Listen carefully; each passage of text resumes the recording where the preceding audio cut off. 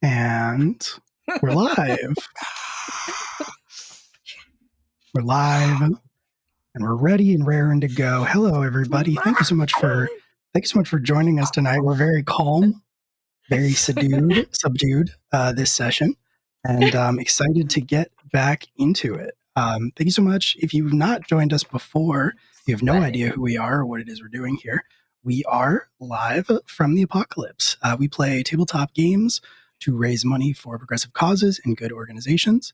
Our current fundraising beneficiary is the International Rescue Committee, which is a great humanitarian organization with about 80 years of history. They're active in over 40 countries, including the United States of America, and they do really, really important work and have been for a very long time, obviously.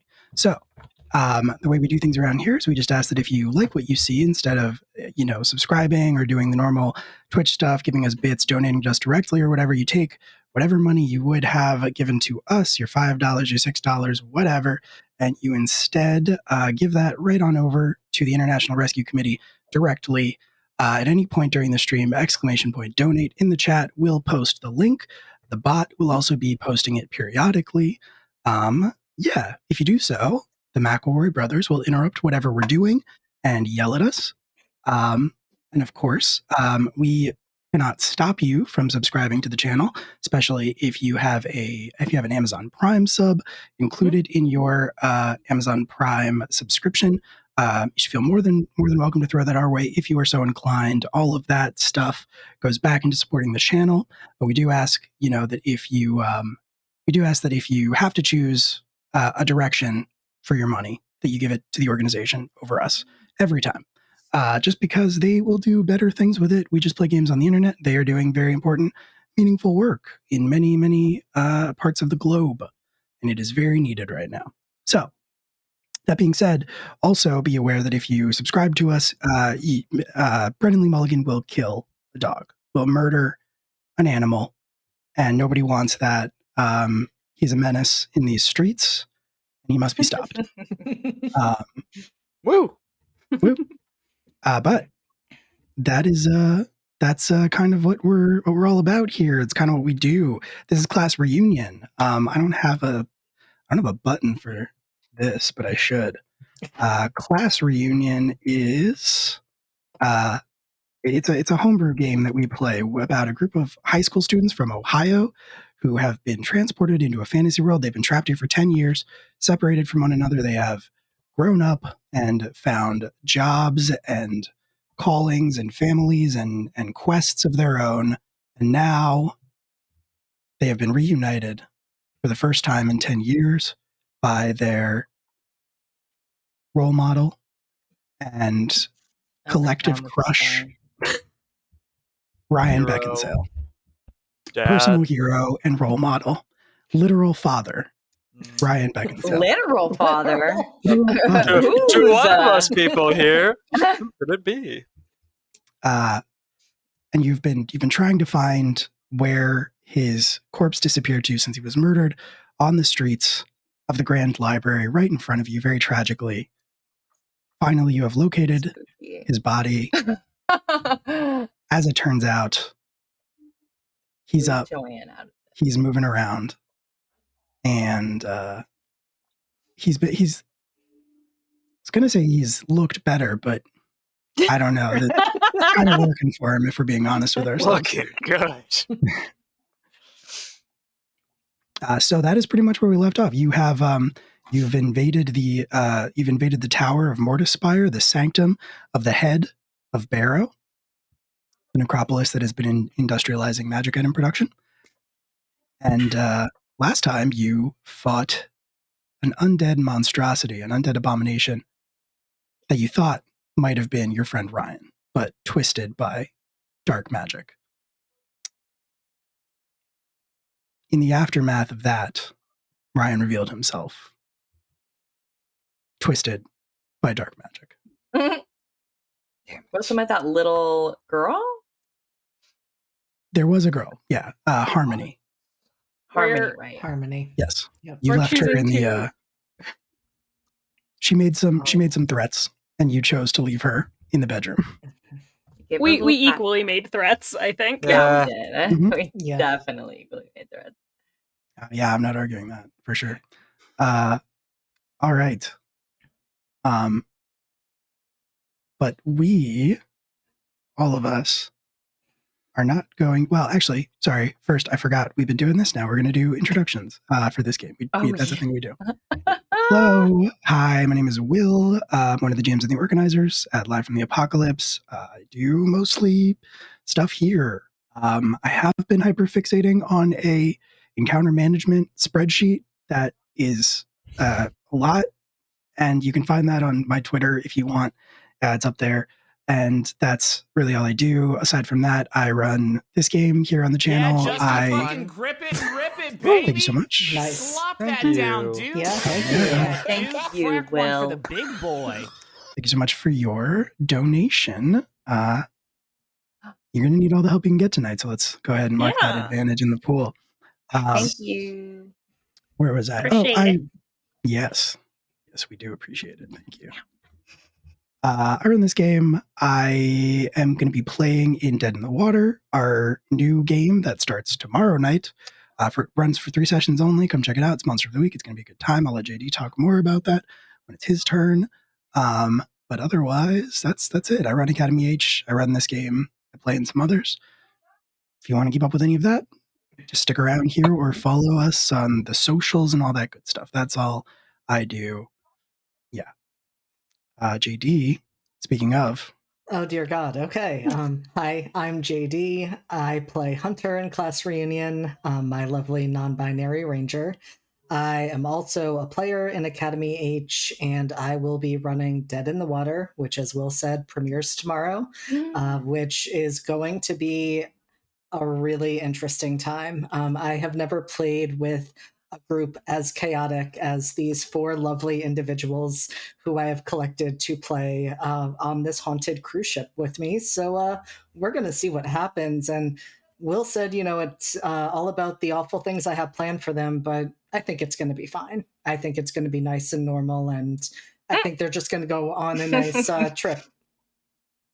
So that's it for me. Shaking my head the entire time. You couldn't see me, but I don't believe any of that. Raph. Hello, I'm Raph. I'm play Maximilian Miller. And I'm a big boy and a strong boy, and I'm going to kill Ryan with my bare hands or raven hands, one of the two. And also I'm going to take I don't know. I actually don't know where I was going with that sentence. I just started going, and then I was like, oh God, I should go. No, you're good. Anyway. Stick the landing. I'm too enraged right now. No, I get it. We're all very mad. Julia. It's all a lot. Hi, I'm Julia. I play Kelly Violet, who is the awful rogue cleric hybrid who's been doing highwayman shit for the last 10 years and has an extremely vested interest in ripping this entire city apart.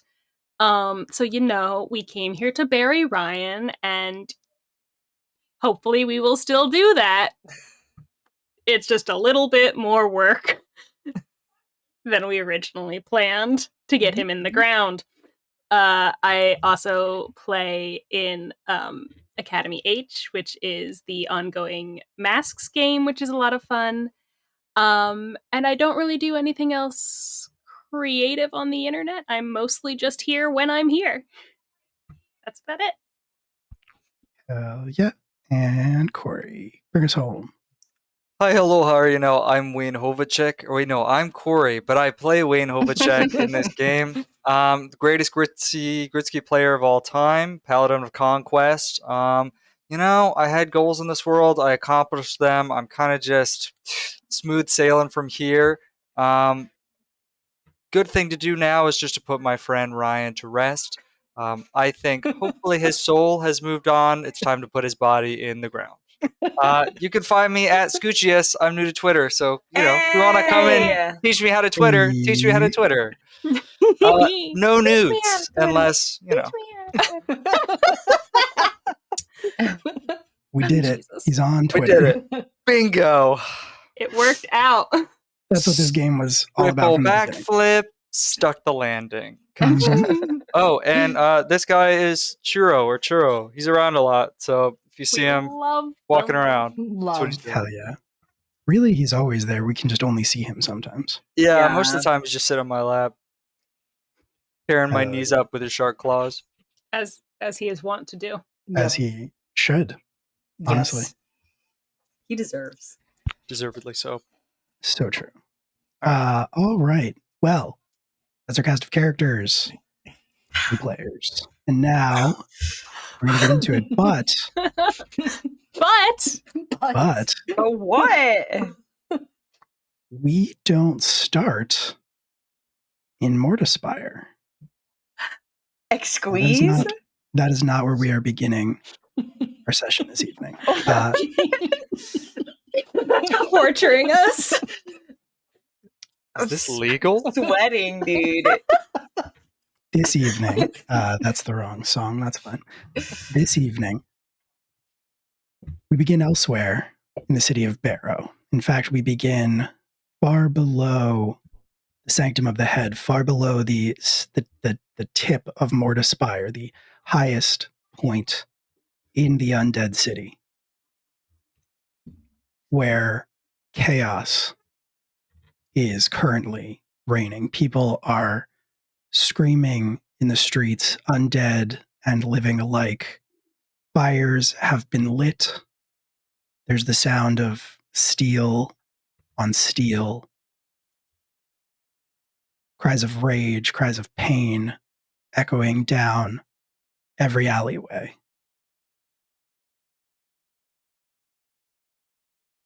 And particularly in Bloodside, the lowest level of the necropolis.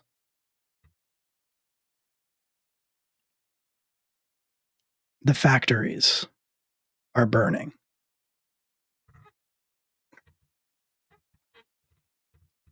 In the mid-levels, the riots have just started to flood the streets, having made their way up, climbed up by whatever means they could.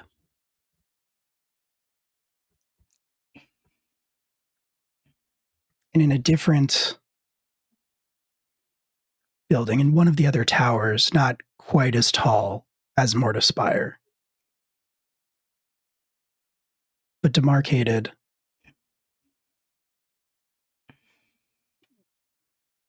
with the sigil of Barrow itself. Several jagged points rising out of a solid circle.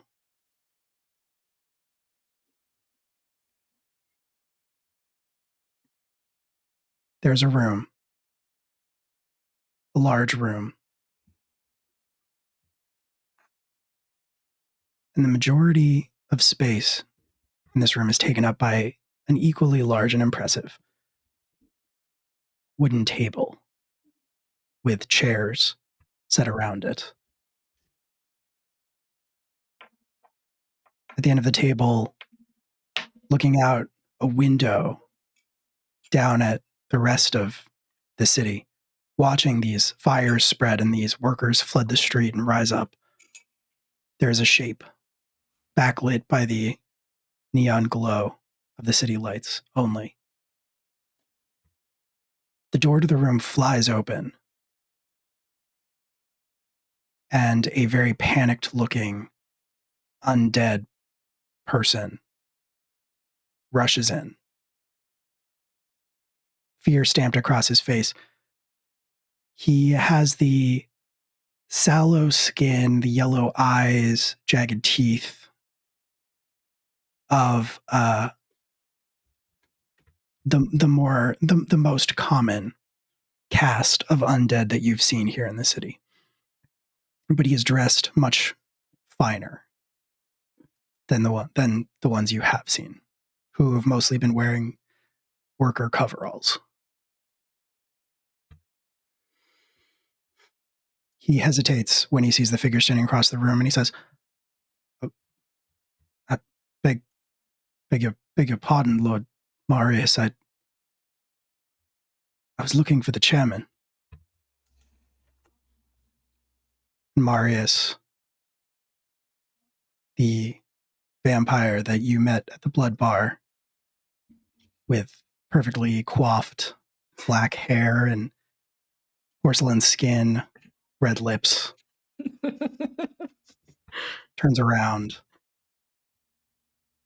nods to the undead, and says,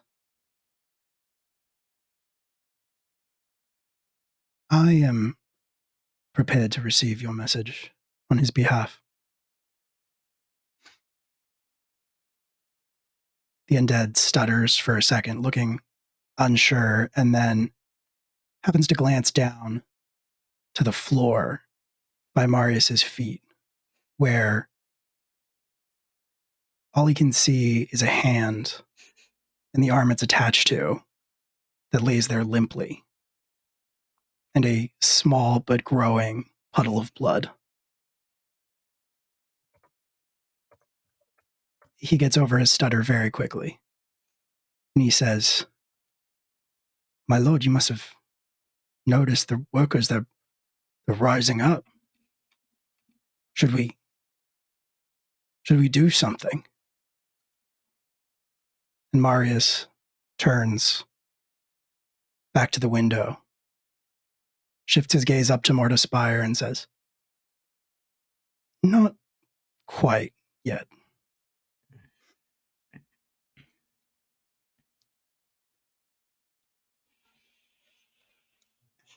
Following Marius's gaze, we re-enter Mortispire. And the room in the Sanctum of the Head, this library, as it appears to be, where you encountered Ryan.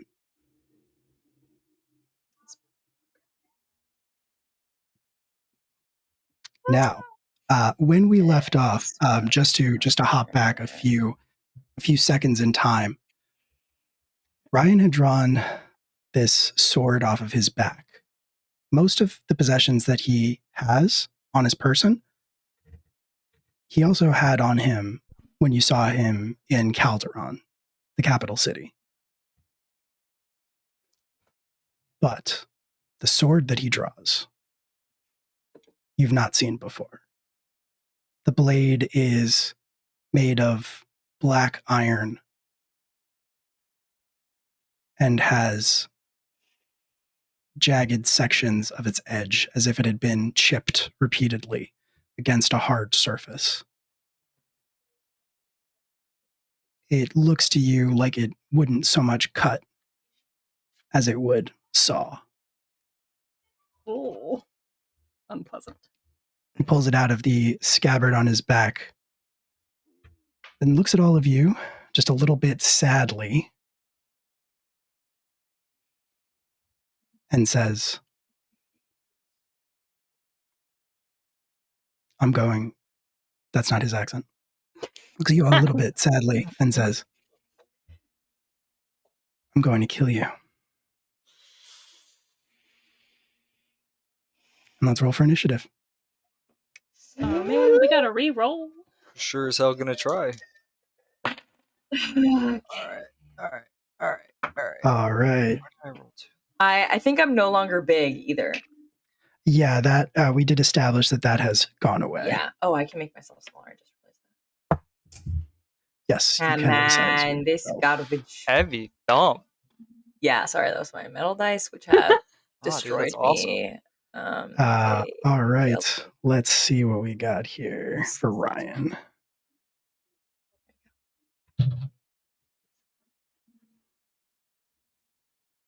I don't like that. Wouldn't worry about it. Hunter, what'd you get? I got a 9. Starting off brilliantly today. Oh, Steph's giving us I got a 5. Hey, Nice. thank you for the Hell yeah. follow. Thank you. Is Oh appreciated. my god, giving guidance out like crazy. Thank you. Jesus. I got a Yeah. 15. All right. I also got a 15. Sick. I forget. How do we decide that? Dex? Whoever has the Um, higher dex, mine yeah. is 12.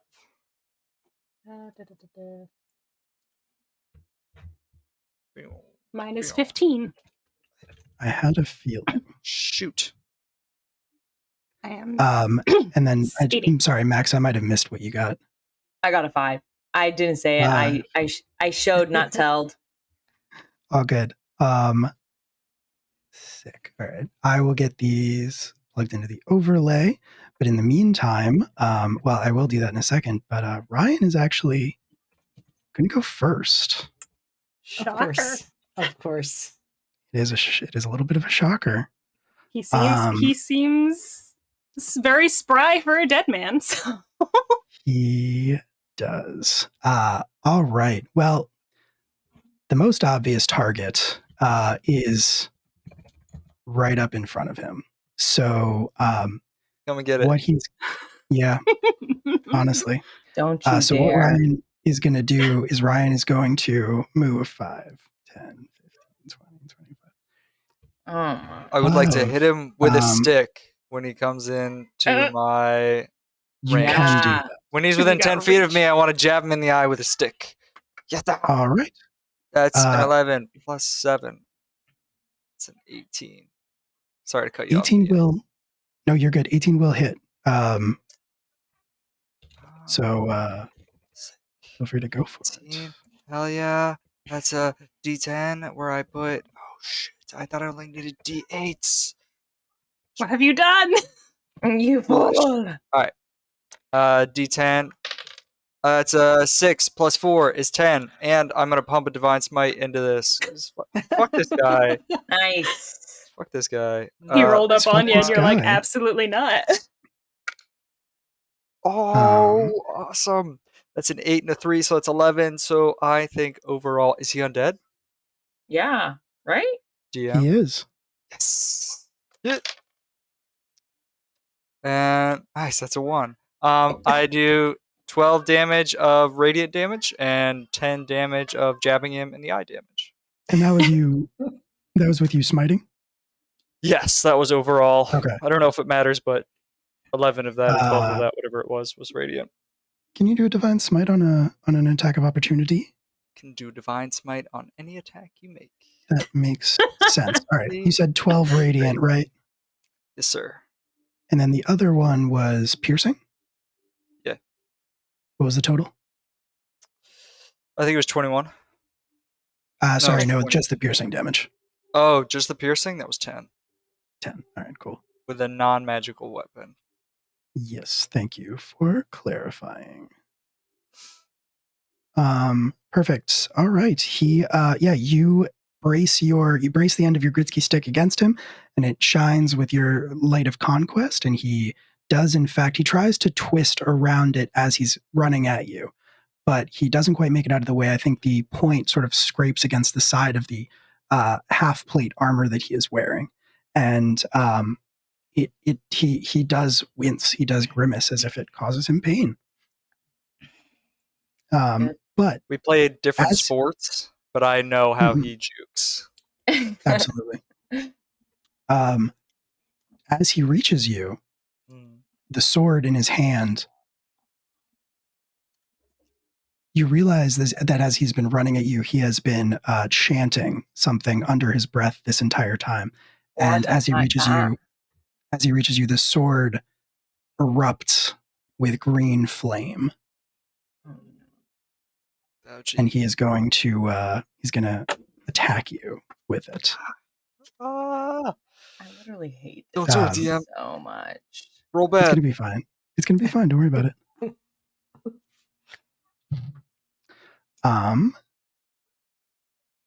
That is gonna be a 17 to hit. That misses. Ooh. All right. Very good. Slides right off of my jersey, my mithril jersey. It does. the flame of the blade as it whiffs past you and fails to fully make contact with you is going to almost immediately flicker and go out. But as he reaches the end of the swing, he reverses the momentum with unsettling ease and is going to swing it back at you. This time it is not on fire, but he is still going to try to hit you with it. Is he like That cutting is- forward and then trying to saw back at me with his jagged blade? I think that sounds very cool. So yes. So that is going to be a 25. That hits. Believe it Okay. or not. I do believe it. Come and get it. And for damage, you are going to take, that's 12 slashing damage. Nice. Good start. Good start. Good start. Are you immune to the frightened condition? Asking for a friend? I don't think so. Am I immune to frightened? I'm gonna say no until I Okay. look further into it. As the edge of this blade cuts you, as he pulls it back across your torso and slices through some of the rings of mail, you are filled with this sense of dread Oh my god. that you are struggling to keep at bay. No. Is that a save? Or is it just happening? It is not a save. Oh no. You Oh, sneaky no. DM. And that is going to be that is all Ryan can do for his turn, which means that next up is going to be Kelly. Ah, Lord above. Okay.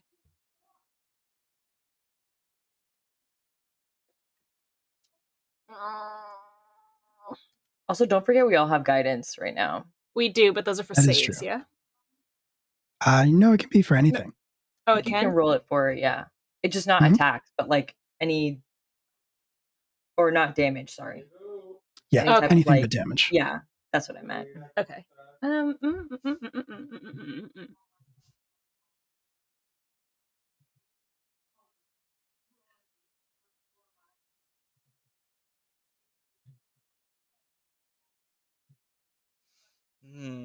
I don't know if I'm worried that he's going to pass the save and it'll be a waste of a spell.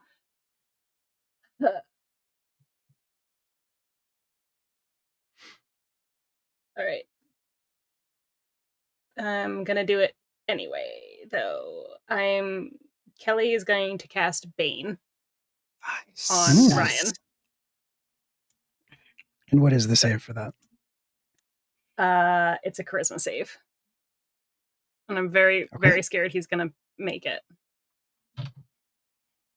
What is the DC? The DC is 14.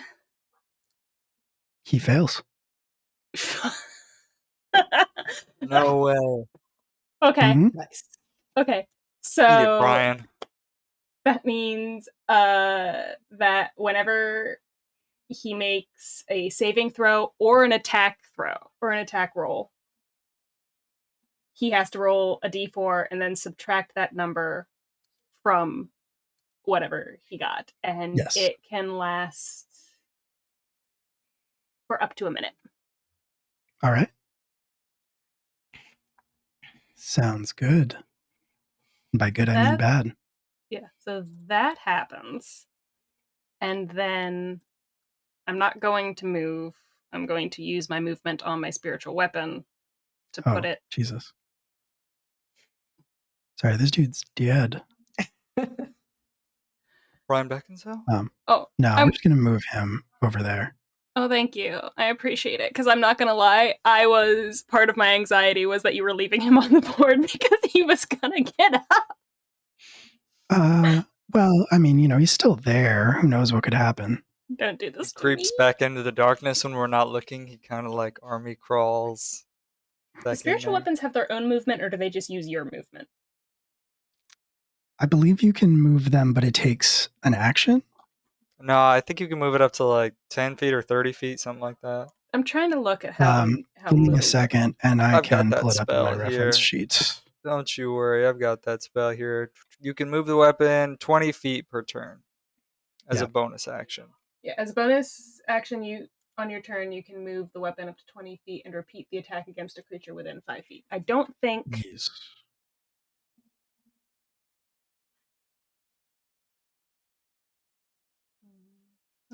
He is just outside of 20 feet.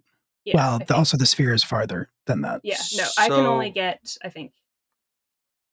5, So you 10, can 50, cast it from 60 feet away. So you can put it right behind him. but it's already out. Oh, I forgot about that. Yeah, My it's bad. already Yeah. here. I would have to Gotcha. dismiss it and recast it, which is a waste of a spell. So I'm just gonna put it here for now as my bonus action. And that'll be my turn. So Bane Yep. moved the weapon. That's Kelly's turn. I appreciate your honesty. All right. Then it is Wayne. Wayne is next. Oh man, so I'm frightened, so I'm going to be making attacks at disadvantage against him. That's correct. That's not good. You are not frightened, technically speaking. Ooh. You are filled with dread, but you are not frightened. Oh no, is this one of those things where it gets worse? These steps. Oh no. Oh no. Don't worry, man. We're at the No. we're in the final period here. We're down 3-0. That doesn't mean we're gonna lose. I'm gonna make attacks against him. I don't know why I want to roll at advantage. 'Cause I'm excited. Raiders. Raiders. Woo! Yeah, Thank you, for the Raiders. raid. Hello, Amazing. hello. Hello. I'm gonna make attacks against him. I'm gonna make attack number 1 is an 18 plus 7 is 25. Hell yeah. 25 will definitely hit. Yes, that's what he hit me with. These are D10s. Why do I keep losing my D10s? I don't know. Thank you so much. Thank you so much for everybody who raided. We welcome on in. We are live from the apocalypse. We play tabletop games to raise money for nonprofits, progressive causes, good organizations, things like that. We are in the middle of fighting. They are in the middle of fighting their best friend from high school back in Ohio. They've all spent 10 years in this fantasy world. It is a tumultuous reunion. All right. I rolled 5 points of damage on the first attack, and that's just regular old piercing damage. And Okay. then I rolled 2 more attacks. One for my multi attack, and it was 8 plus 7 was 15. Does that hit? 15 does not hit. Yep. And then for my bonus action, Polearm Master hit, I rolled an 8 plus 7 is 15. Miss. And that doesn't hit. So I'm Go tracking 10 piercing then, right? ahead. 5. 5 piercing.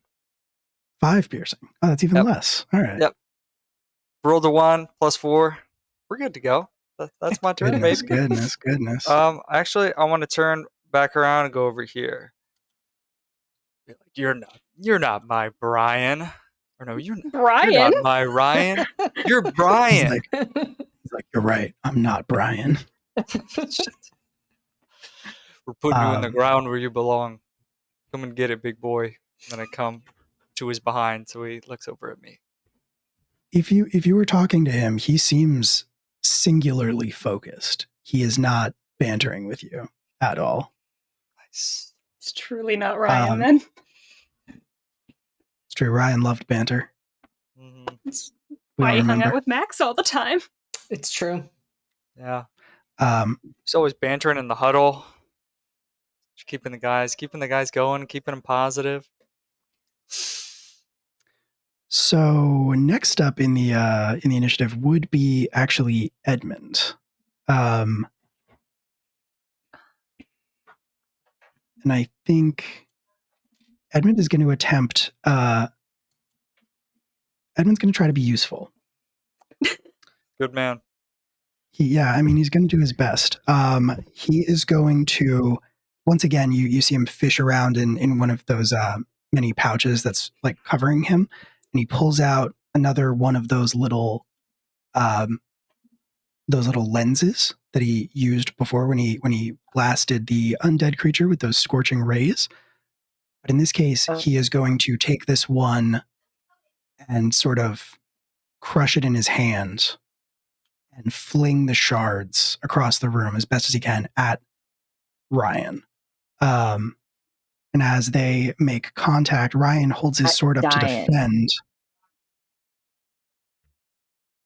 You're dying? No, I'm saying his name isn't Ryan, it's Diane. Oh, that's a good slam.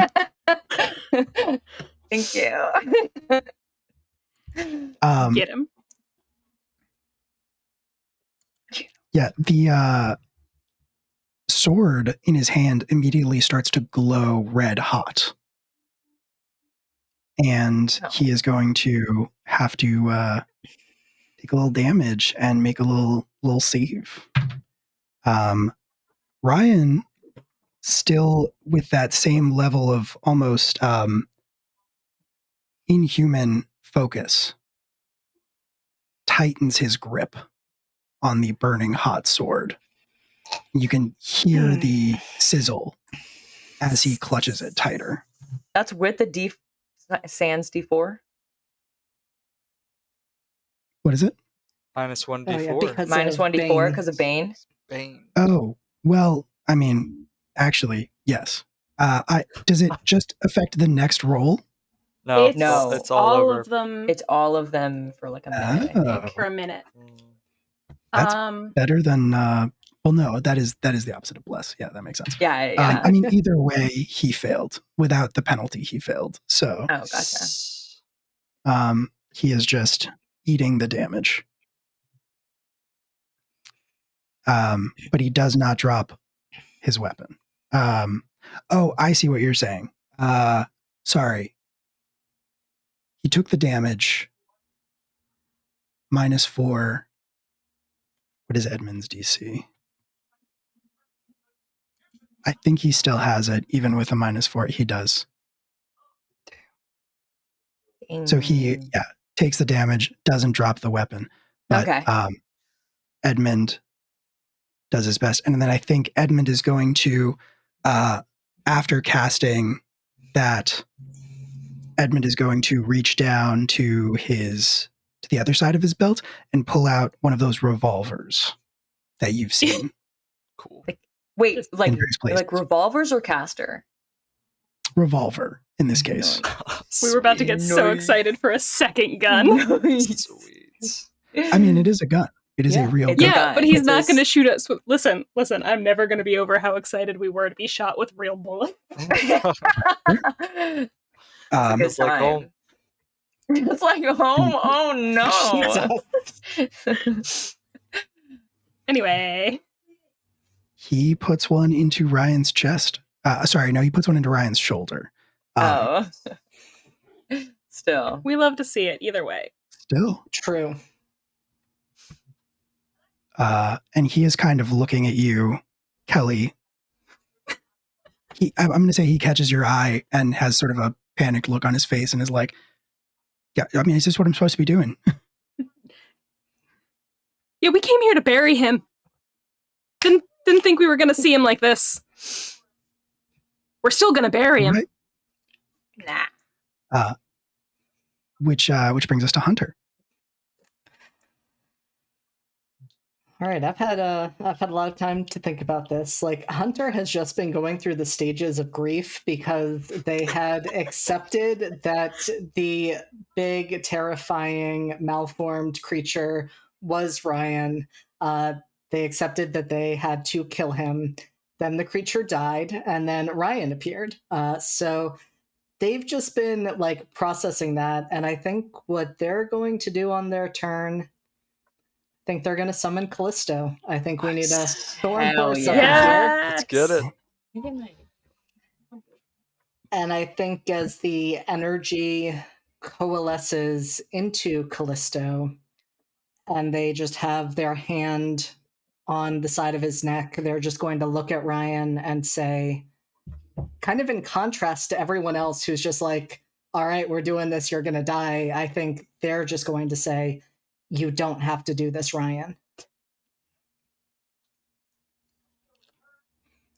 And they're not trying to be persuasive, because they're not good at that. But they are going to throw that out there. Fair. All right. Let's bring out our Thors. Thors. Where are you? Thors. Where are you summoning Callisto? I am summoning him right next to me by the desk. Okay. So right there to Hunter's side. And we will rotate. And We love to see it. Oh, we especially love to see it because of what we got leveling up to level 7. So Ooh. Spicy. hell yeah. And does Callisto count as magic? now he does. Now all of his attacks are magical. So At level 7. yep. Okay, very cool. You have your Thorn horse and by your side, and what else are you doing? It's an action to summon Callisto, right? Yes. Yeah. So I think outside of a bonus action, there's nothing else that Hunter would do during that turn. So Hold on to that bonus action, and that brings us to last but certainly not least, Max. Certainly not least. Okay, Max is going to turn to Kelly. Both hands on your shoulders. Yep. And just gonna make eye contact and just nod. And I cast protection from evil and good on you. For undead. And then I run 5, 10, 15, 20, 25, 30 in front of Ryan. And then I'm going to rage. And you see once again, like the smoky blackness overcomes me, eyes red. I turn into a giant crow man, raven man. And this time, instead of like, I have man hands, but I have like a giant monstrous beak, and with like sharp teeth. And I'm just going to just like look over at him, and let me just do my stuff for that. So for that, a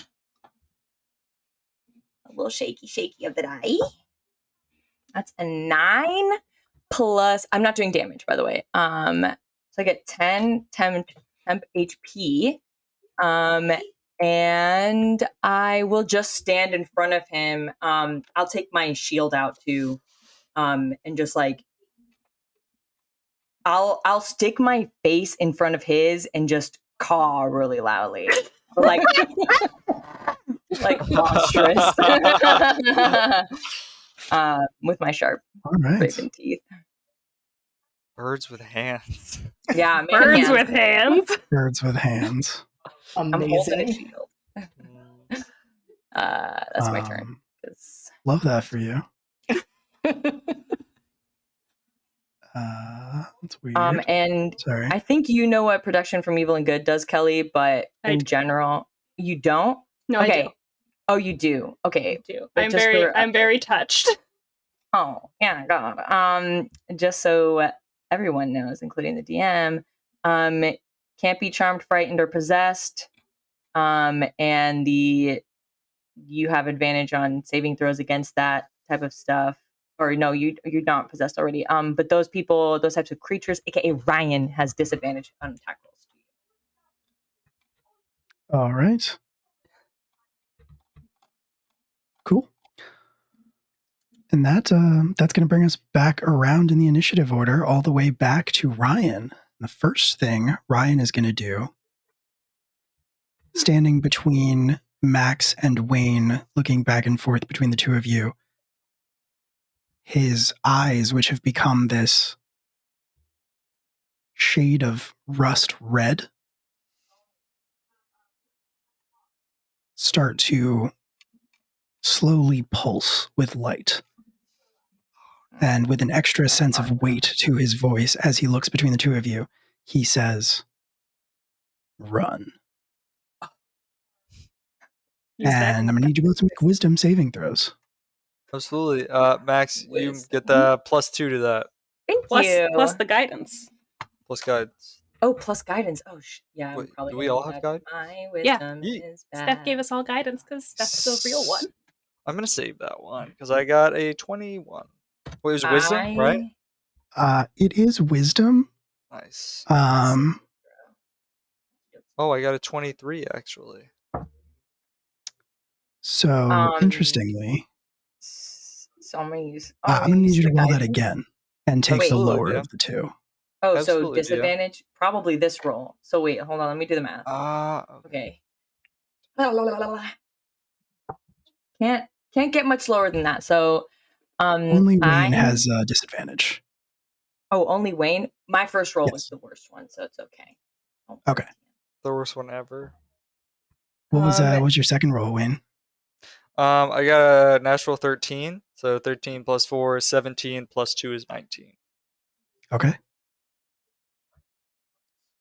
And what did Max get? Max got a 7. Oh, Plus And that's- 2? Max. That's with the plus 2 and with guidance. man. I'm not very wise. All right, Do you Max, wanna use you one of are our- frightened. I'm immune to being frightened, actually, in my form. So I did it. All right. I knew you were Well, going to try to pull neither it one out. of you. That's fair. Neither one of you has to run in that particular case. But Nice. as he stress casts levels. the spell, as he casts that spell, he is also going to bring the now burning hot sword around his body, and he's going to slash it at, I think, Max this time. Nice. Come at me, baby. For 19. He 19, hits 8. with a 19. Oh, okay. Yeah. That hits. Cool.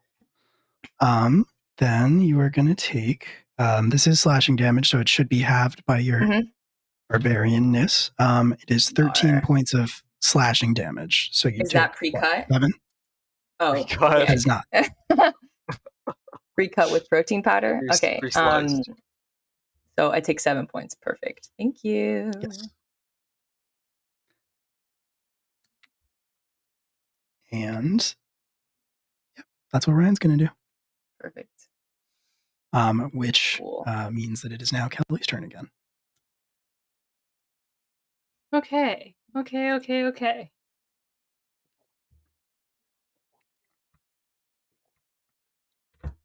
I'm going to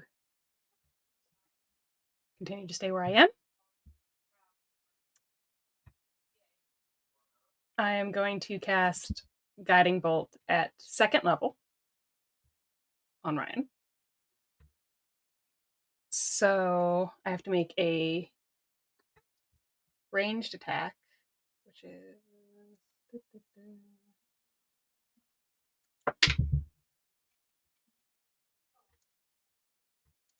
19.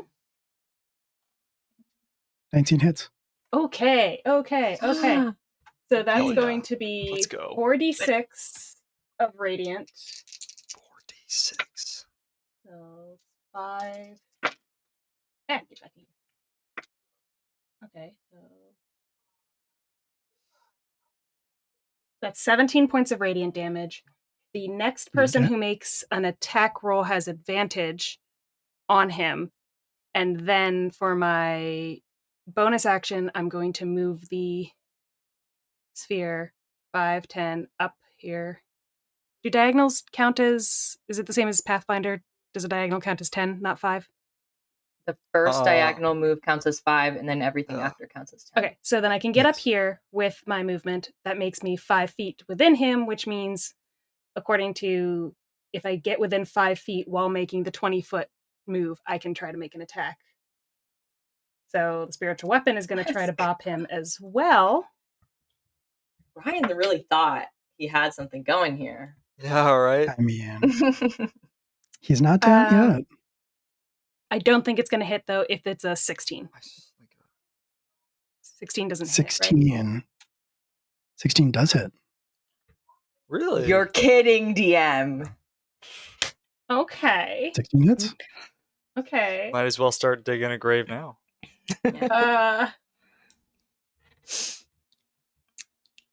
Okay. So that's going to be, nope, that's a D10. Don't want that. D8. And so that will be 7 more points of damage. And that that is will be lightning, right? Or force.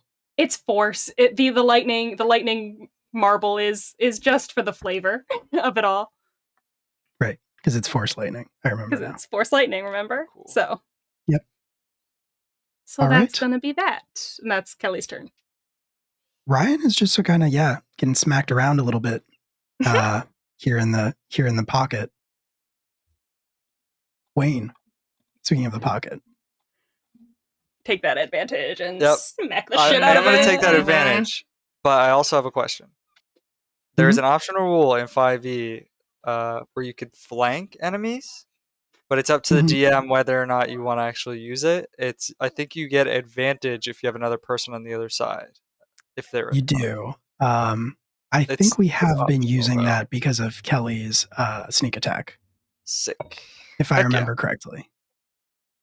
Either way, I'll take this first attack at advantage. I mean, you have advantage regardless because of the guiding bolt. But just wanted to ask because where we're at. I rolled a 19 plus 7 is 26. Incredible. Amazing. Classic 26. classic Wayne. Classic Wayne. We came to Classic do Wayne. business. That's 9 points of damage. So for this next attack, I do have advantage because we're flanking. Is that right? mhm. Nice. Okay. Yes, we can say that. Cool. Okay. 21. And I'll roll 21. So as you, that's another hit with the Gritsky stick, right? Yeah, hit number 2. So as you bring your Gritsky stick around to try to hit him, Ryan brings the sword across his body to intercept, and a semi-transparent barrier of energy appears between the sword and your Gritsky stick that prevents it from breaking through. So the first one hits, the second one does not. I have a question. So I'm probably metagaming too much here. Could Wayne figure out that this is a shield spell? Would Wayne be able to figure this out? If you want to roll Arcana. Yes, I will do that for you, DM. I'll do anything for you. I would like to roll guidance for that. Yeet. That's an 11. Yeah, I'll say that you can put 2 and 2 together. Even if Wayne doesn't know the spell shield, you can discern that this is a spell that creates a shield. Yes. Then I would like to. I guess I can't use it here. I was gonna say I was gonna use my guided strike as my channel divinity, where I could add plus 10 to that, but I have to do it before knowing the result, so it didn't matter. So that one misses, and then I will roll my final attack, bonus action. Yeet. That's a natty 1 and a 4, so 11 overall. That's a miss. That's a miss. Yep. All right. And then I'll say to him this time, what I meant to say last time was, you're not our Ryan, you're Brian. Shit. I'm very overcome with emotion right now. And I end my turn. Amazing. That was 9 points of damage. I don't know if I said that at the beginning, but that was 9 points. I believe you did. 9 points of damage, but that's not radiant, right? That's your weapon damage. Correct. Cool. Oh. All right. Ryan, obviously, it is not his turn at this particular moment, but he is going to, at that, look at you across where your Gritsky stick is sort of straining against the edge of his shield spell, and is going to say,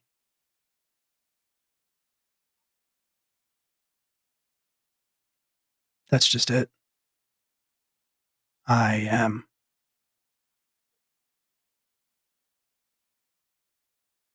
That's all he's going to say, which brings us to Edmund.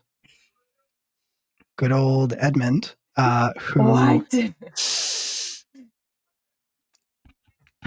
who with his other free hand is going to reach down to the other side of his belt, and now he is going to pull out a caster. So he has the revolver in one hand and a caster, a giant black iron revolver that shoots magic in the other one. We love it. And he is going to shoot both of them at Ryan, basically. So one of these he has to roll for. Pretty sure that is going to hit. That is going to hit. And that's going to do some damage. Where's the thing? There it is. Well, it's going to do some damage. Oh no. But Ryan is also going to take a little bit more damage on top of that. Nice. So this glowing this bolt of energy launches out of the caster at the same moment that a bullet launches out of the revolver, and they both strike Ryan where he's standing. Incredible. Nice. And he will flinch. I think his back is turned to this attack because he's kind of having that moment with Wayne, and so this kind of lurches him forward slightly, but he retains his footing. He's still up. And Hunter, it is you and Callisto. Get him, Callisto. Get him. I think we're gonna start with Callisto because what I'm thinking of doing for Hunter may be a little bit unconventional. So I'm gonna start with Callisto, who I think is going to make a charge attack and go straight at Ryan. Hell yeah. And we're gonna see how this goes. Not well. All right, so that's going to be a 10 total, so I'm pretty sure that's not going to work. No, that is a miss. If you want to move Callisto up there, you can. And yeah, I think the thorns whip against Ryan's armor, but don't seem to actually hurt him. So the other thing that Hunter is going to do, they're going to cast Detect Thought on Ryan. Ooh. With the with your spell or with your With my Dreamweaver With the spell. spiders. Yep. Aw. So Putting them that's Okay. spiders Well- to use. Spend the charges. yep. Brings me down to 1. As you sort of clue in to Ryan's head and Ryan's thoughts, you hear on the surface, you hear him saying,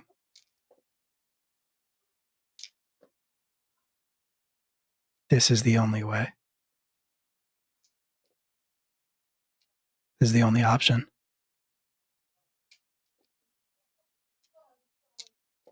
The only way to stop it." And those are his surface thoughts. You can spend an action to try to probe deeper if you want, or you can take a different action. I'm going to probe deeper. All right, so he's going to get a save against that. Don't forget Bane's still in effect. Yeah. Yep. Don't forget Bane. He is baned. Let's hear those deep dark secrets. Okay. He's going to roll again.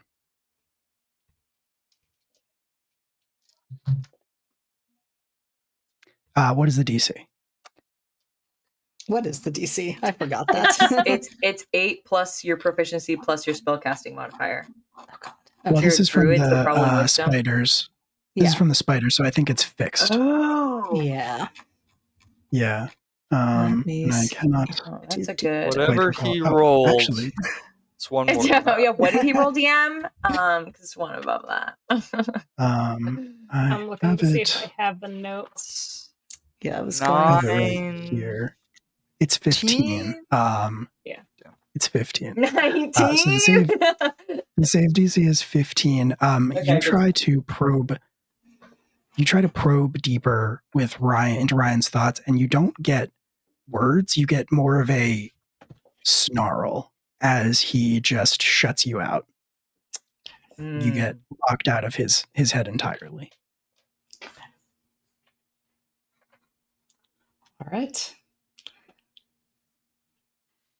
All right. And then so Max. Hi. Okay, I'm just going to Get him. I'm right dear. So I with my man hand that's currently wearing the great axe glove,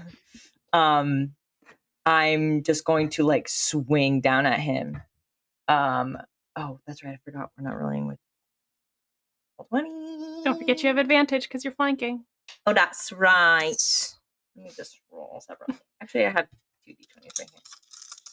Oh, sounds so good. That's good ASMR. I miss dice. Wow, that's trash. Actual trash. It's plus math. It's only a 14. Gotta get that 16. Do you have bless?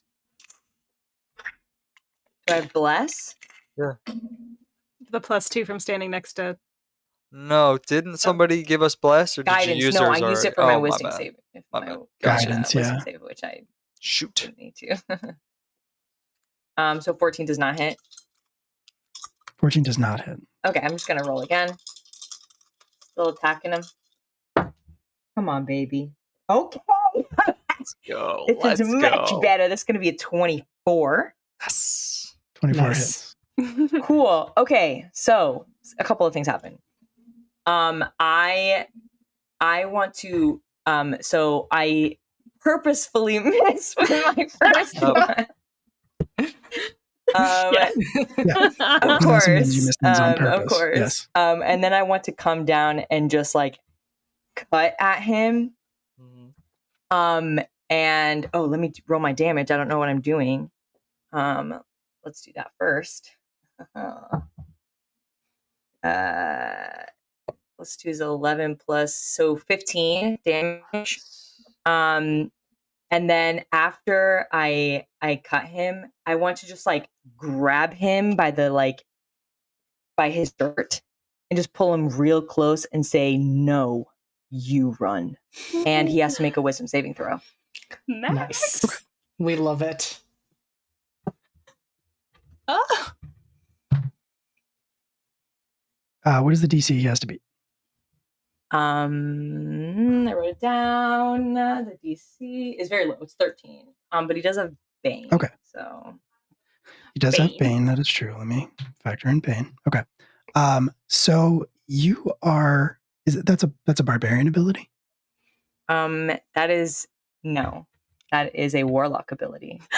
What? Get out of here. What does that look like? So I grab him by his shirt and I pull him in towards my towards like my monstrous beak. And I I say it, and as I say it, I think I want like the sound of 1,000 ravens just like cawing in the background, and like my eye, like everything around, like the smoke just kind of expands, and it's just like my red eyes staring deeply into him. Okay. The rest of you can see this, obviously, except maybe Wayne, because this is happening. Well, no, actually, Wayne. It's will be able happening to see in it front better of than most Wayne, people. so Yeah, He's that's like true. looking around his head. Oh my gosh, that's new. So, like, except maybe Kelly. Then, in that case, Kelly knows something's up. He cast a spell on me earlier. Yeah. Kelly's kind of just like, Max is doing some interesting. weird shit. We Thinking we about love that. it. We do. So, thank you. this all is that casting the end of your turn, Max? It's not a cast. I just need to know if he saved or not. He did. He did. Okay. Yeah, that's it. Yeah, that's it. Oh, that was Okay. still really cool. It was. Yeah. That was awesome. Cool. Still really It's terrifying. Yeah. Okay. That was so really cool. You have grabbed Ryan and pulled him in close and tried to cast a spell to cause fear. And Ryan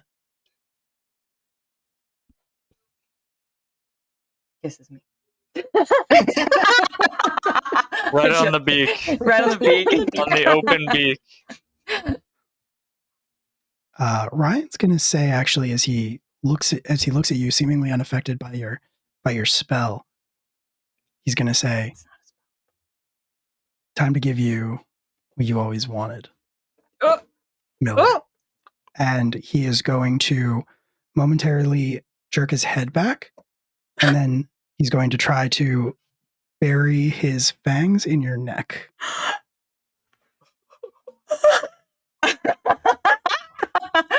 All right, let's go. Oh my god, it's so gay. Ow. Getting hot in here. What's going I'm on? sweating, dude. So Goodness. I'm so anxious. Does a 17 hit? I have my shield out technically, so no. Oh wait, it does. Did the attack roll? Did the attack so roll also sorry. have Bane? Oh yes. It would. Yeah. So no. So that instead of a instead of a 17, that would be a 15. Yeah, I know. Nice. That's a miss. Because I have my shield out, literally. Okay. All right. Sick. I gambled so much on Bane, and I'm so thankful it's paying Oh, off. yeah. I feel like I'm Me gonna too, pass dude. out. That's amazing. He is going to try to, you kind of manage to like catch it on your shield and fend it off. He is going to literally twist your shield out of the way and try again. Okay.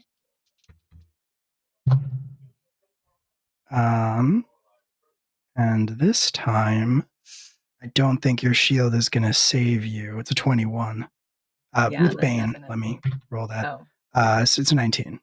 yeah, that still hits. Oof. All right. Just throw up your shield You're gonna spell, take- Max. It would be really I wish. hypocritical to be like, don't make out with your boyfriend in front of all of us. Kelly can't say anything. Not making out. It's not making out. He's not my boyfriend. It's more necking. He's my enemy. Yeah. This is the end of this enemies to lovers arc. You're going to take 6 points of piercing damage. Halved. It's raging. Yeah, I'm raging. And, so... Wait, is that already halved, or is it just? Is this it? Or is That it... is not halved. So go ahead and Okay. have it. So But 3. Okay. as he drinks your blood, he doesn't like hold on to you. He doesn't keep doing it. He will pull back after a taste, and he's kind of got like, you can see red in his mouth from your blood, and some of the myriad wounds that you have inflicted on him close. Oh no. Mm. And he smirks at you. That did take his entire turn. Actually, wait. Hold on a second. Can I? Oh, yeah, okay. He's not prepared. I'm so excited for everything Max is about to do. And actually, some more of the wounds also close as he sort of like cracks his neck and rolls his shoulders. You can see his body is healing itself rapidly. Cool. God damn it. Cool. No, this is fine. It's totally fine. Kelly, you saw that happen. I sure did. I saw a lot of things just happen. Kelly's getting some AO3 flashbacks right now. That wasn't around. Oh, fair enough. We were doing. Yeah, I was gonna say. Oh, that is a really big spider. Sorry, I just looked across the room. I saw, don't go behind the post. That's horrific. Hate to hear it. Yeah, I don't care when for they're that. big enough for you to see them across the room. I hate it. Don't on my pillow. Where are you going? Does anybody else's The feet sprockets have feel been shown itchy up. under their desk?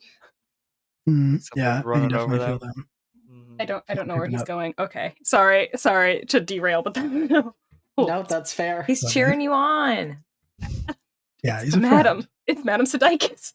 There you go. Jesus Christ. Okay. Good stuff. Dude. Anyway, so I saw Thanks for all that. updating on I saw Max do what he just did. I heard Ryan say what he's gonna say and then attack Max's neck. I'm very thrown. I'm going to just try to cast Sacred Flame on him. Can I have a dex saving throw from you? You can. Why not? Why not? What does he need?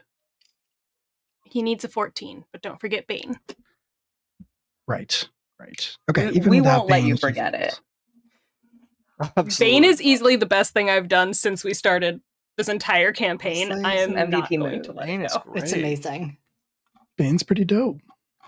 I believe it is concentration though, right? So you can't cast any other concentration spells. Correct. while you I still- can only cast spells that are not concentration, which is Mhm. kind of limiting, but Actually, is spiritual weapon concentration? it might doesn't be. say that it is. I don't believe that it is. It no. says Interesting. No, evocation. it's not. Yeah. That's wild. Is he I really checked not? that because that was my first concern when I was still deciding what to do Yeah. for my opening move was that. All right. Right. Does he pass? Does he pass? I know the he did 14? not pass. Okay. So that will be 2d8 of radiant damage. Where's my other d8? There it is.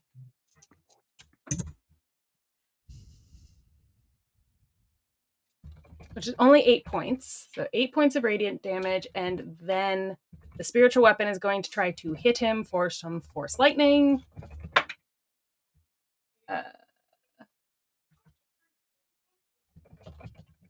But that's probably going to miss. That's a 13.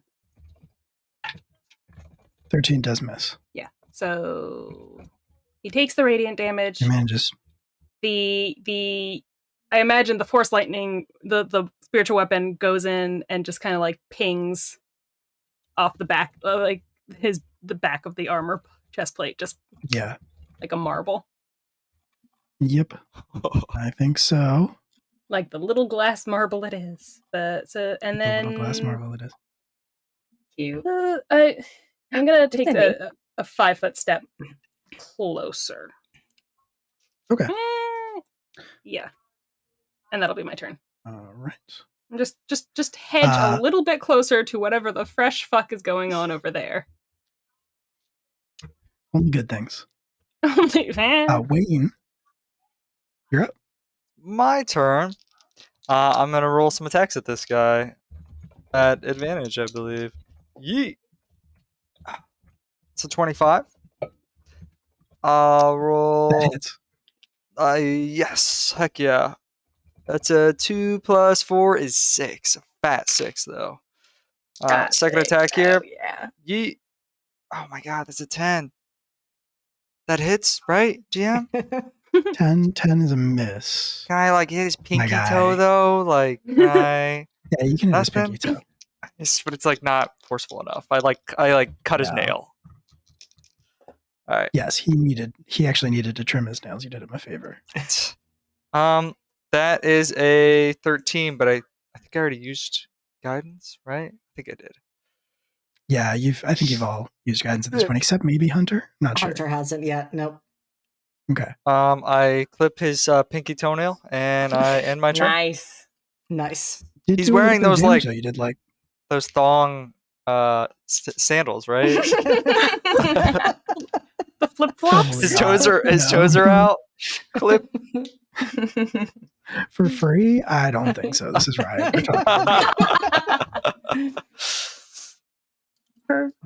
He knows what those toes are worth. Mm-hmm. All Dislike. right. Everyone disliked that. Mhm. Edmund's going to keep a classic going. He's going to keep pouring it on as best as he can, although he is definitely running low on the caster rounds. So he only has one blast of magical energy erupt from the caster barrel. The bullet likewise hits Ryan again and deals a small amount. Yes, a small amount of damage.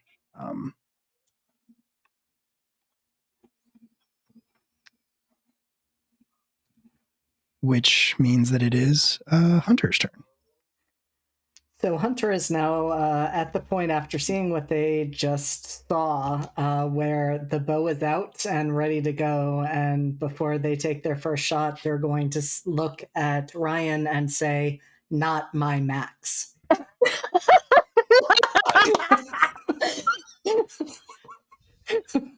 That's absolutely delightful. My God. Someone make us a movie. And that is going to be 17 to hit. They are also going to mark him as their favored foe in that moment. Nice. Hunter went from diplomacy to like... Yes. Hunter was like, hey, now. It's Hunter's mark, right? Is that what it is? No, it's favored foe. No. Cool. Favored foe, which is an alternate to favorite enemy. Yeah. From Tasha's. So sorry. So you do have to hit to mark somebody? Yep. Does the 17 hit? Okay. It doesn't. Ryan is going to pivot as you fire the arrow and do that same thing. He interposes his sword. That barrier pops up again on the other side of it, and he is going to.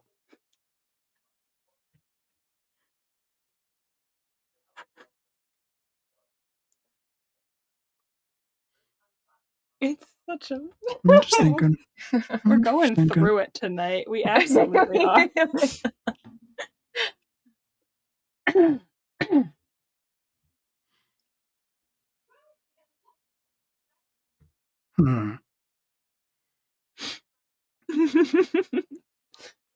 Ryan is going to look at you and is just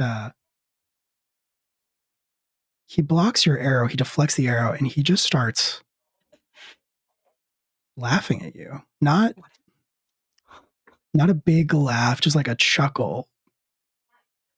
But it's what is worse than the laughter is like the pity in his eyes as he laughs at you. Shoot him again. Kill him. I was going to say, Hunter is shooting again, and they are also going to instruct, obviously one after the other, but they're also going to say Callisto and him. Kill him, Callisto. So that is a 24 to hit with the arrow. That hits. Yeah. Oh, nice. All right, so that is... And now he's your mark. Nice.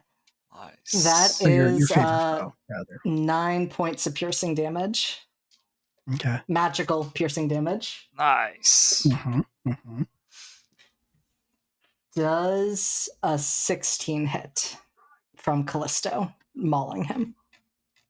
16 does hit, and he already used his reaction to block your first arrow. Nice. All right. Thorn horse mauling. That's a horrible image. It's just like opens and it's just like instead of like rows of teeth, it's just like a spiraling down the esophagus, just like thorns. Incredible. So thorns. Very Stranger Things. Thorns I was slashing at him for 10 points of magical slashing damage. Whenever I think about Callisto, I think about the bad guy from the second Men in Black movie. I could do a quick Google here. Yeah, who's that guy? Villain from second. Is that the Roach, or is he in the first one? No, that's the first one. The woman with the little green snakes that come out of. Yeah. Oh my god! Whoa, Amazing. the throwback! Holy crap! That's who I've been thinking about the whole time, but with thorns. I also realized I did not roll the extra damage from favored foe. So Gross. let me do that. Yeah, go for that. So that's another 3 points of piercing, magical piercing damage. Crap. Okay. All right. All right.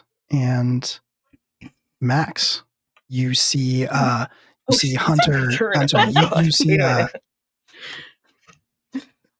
you see a lot of stuff happen.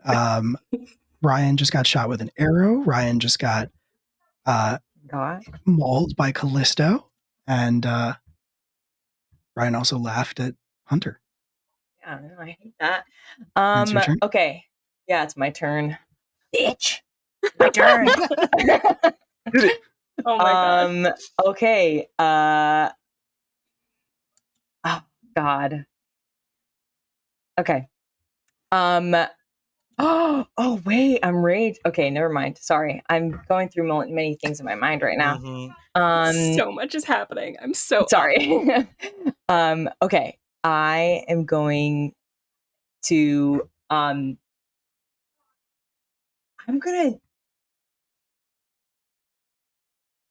I'm going to like hit him with the shield to get his attention, and say only I'm allowed to bully them, and then just like bite him back. I'm gonna bite him back. Okay. And then we'll see where that goes, and then I have advantage as well, right? So I'm gonna lose my shit. that is 17. Okay. 17 hits. Nice. That is a 9. Oh, here we go. I'm just gonna I'm gonna bite him on the neck back, but like my beak is so large that it looks like scissors, like trying to cut his head off. Yeah. We're talking about different levels here for sure. That's gonna be a 10 damage, and I get some temporary hit points from that. And then I'm going to slash him with the great axe glove again. Okay. So that's 10 damage so far? 10 damage so far, and then I'm going to attack him again with the great axe glove. And that is a 21. 21 hits? Of course it does. And this is a 16 damage. And I'm going to, when I hit him with the great axe glove, I'm going to again make him do a wisdom saving throw. And this time I'm going to say, we watched Ryan die. You are just a body imitating him. He has to make a wisdom saving throw. Okay. And the DC for that is 15? 13. 13. And okay. Don't forget Bane. He does. I did not forget Bane. Okay. My only real contribution here. He is going to scream in pain. Good. With the bite. But he does not appear to be otherwise affected. Okay. So you pass the saving throw, I'm assuming? Is that the end of your turn? Yes. Yeah, that is the end of my turn. Okay.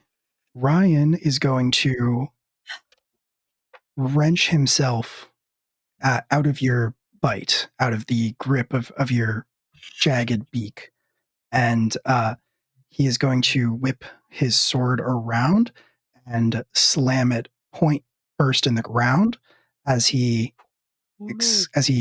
exclaims a word in a language none of you understand. And let's see here. Max, Wayne, and Callisto are all going to need to make Constitution saving throws as a wave of thunderous force sweeps out in all directions from the point where his sword struck the ground. You said forget your plus wisdom 2. or Con. It is no Constitution saving throw. Constitution. Okay. Oh, frig. Okay. You're using one of my spells, you little bitch. That's not very good. And then you said +2 from Wayne's. +2 from Yes. Wayne. That is. I got a 23. Nice. Callisto got a 21. I got a 13. Oof. Nar. Okay. Nar. Wayne, Yes. you are thrown 10 feet back away from Ryan. Ouchies, ouchie. And 10. let's see here.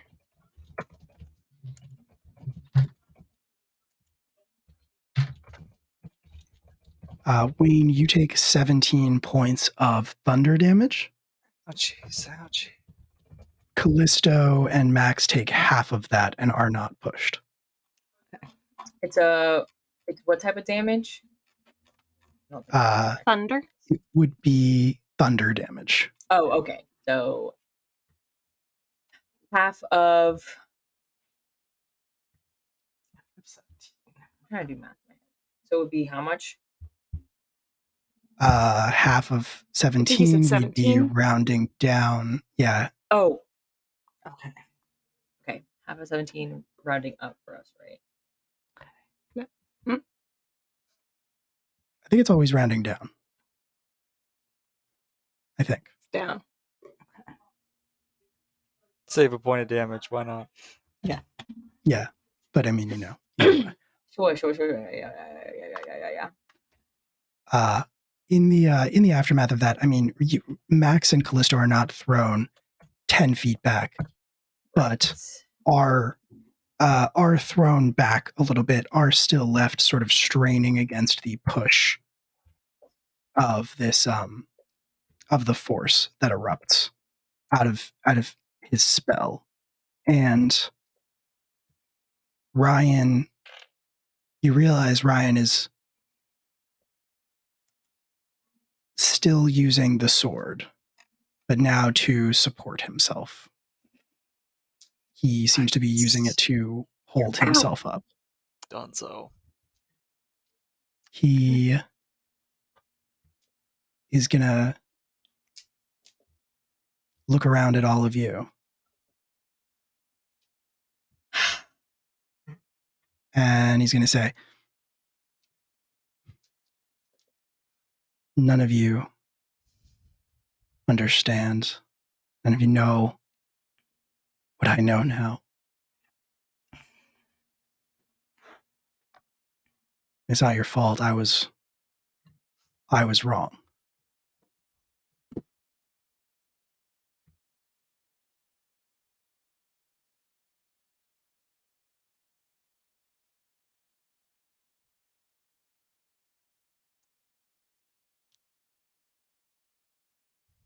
There's... He's not pausing. I'm pausing. Okay. Oh, Oh, gotcha. I was like, Yeah, are we sorry. allowed to respond? It's like, well,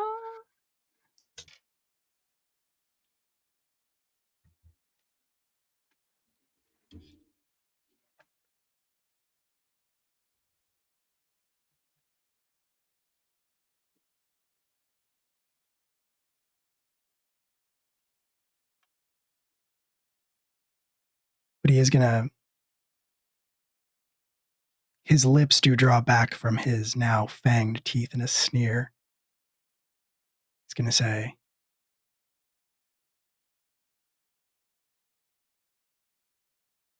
I mean, look at yourselves.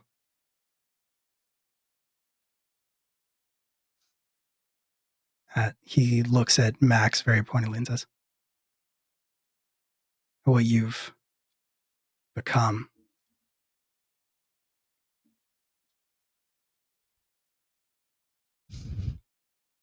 He looks over at Wayne and he says, all the time you wasted. And then he looks at Hunter and he doesn't laugh this time, but that same sort of look of pity creeps into his eyes and he says,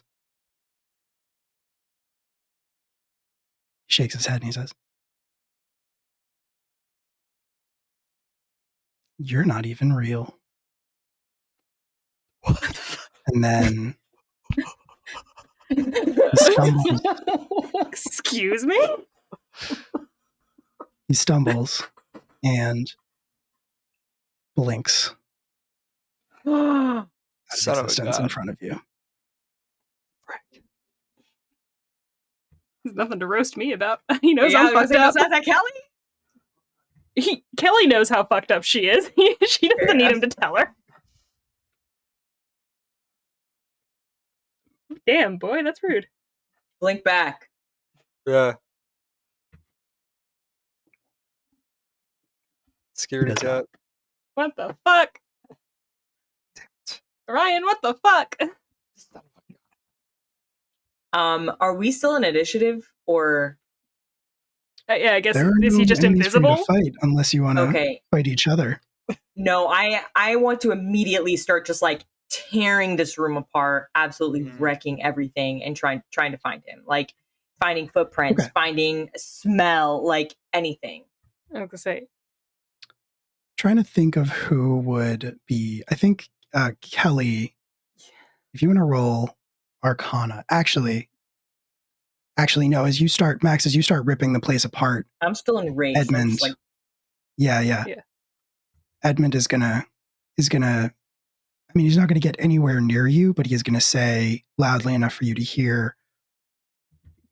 You're wasting your time. Shit. He teleported. He didn't vanish. he teleported somewhere though.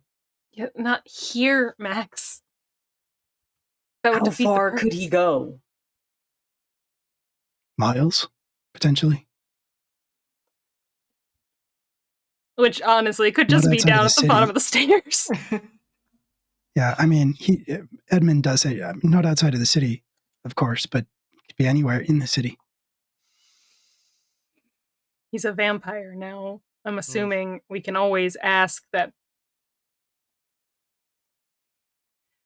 We can always ask about it later, but we still have a job to do here, Max.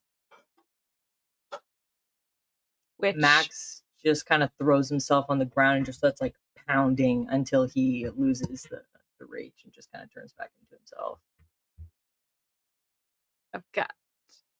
We fucking had him. Did the rights. He knows we had him. That's why he ran. Fucking coward until the end. And I will say, Hunter hasn't said anything. They've just gone over to Callisto and are just like petting his neck. Yeah. Doing all right? That was some really hurtful words he threw at you. How you feeling right now? And I feel like initially when like Wayne says like, how you doing? Hunter just nods and like does not give any response to the rest of what he says. Okay, all right. Wayne kind of looks at everybody else like, not so bad, not so bad. And Kelly just looks at him like. Because Kelly in high school was, out of the four of us, she was closer to Hunter than she was to the other two. So she's like, that's bullshit. Mm-hmm. And so she will sidle up to like the other side of Callisto, like looking over at Hunter. And it's like, don't let whatever a twisted piece of shit vampire said get to you. Because we all know that you're real. You're literally standing in front of us. Yeah, you're right there. You existed before we came here. I've known you since I was like 11. You're real.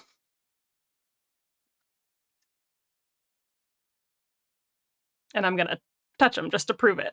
Yeah, I think Max also comes over and does like a physical.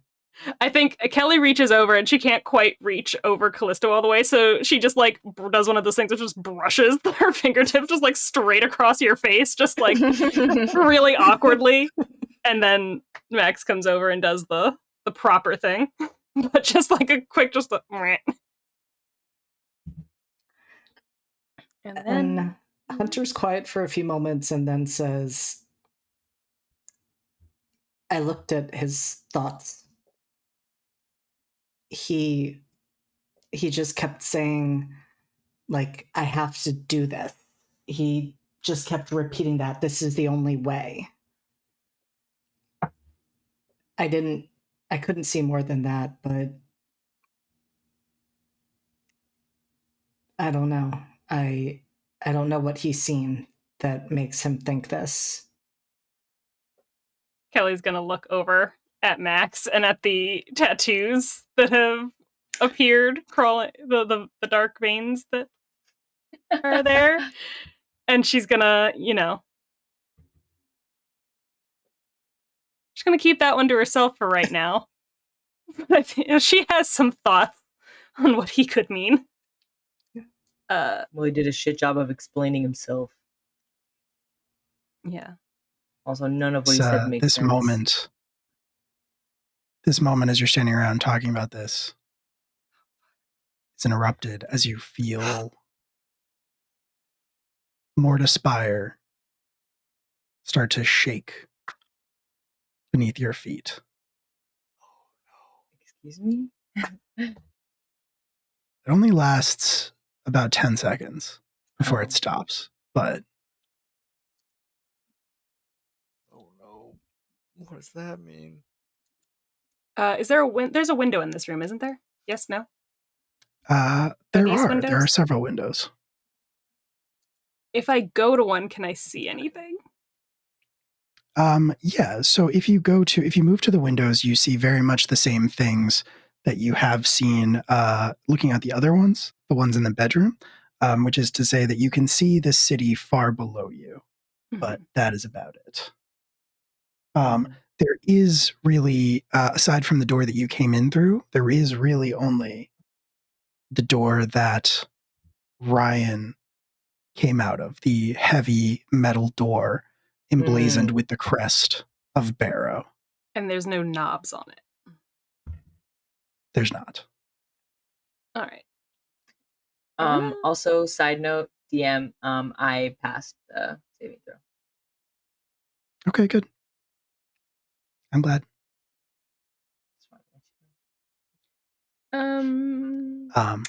So when Ryan walked out of it, it just slid open and then slid shut behind him.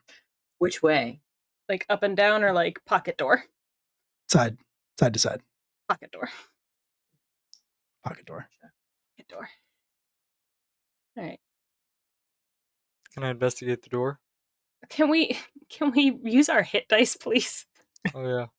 Oh, are we? Do you want a short rest? You guys want to take a nap?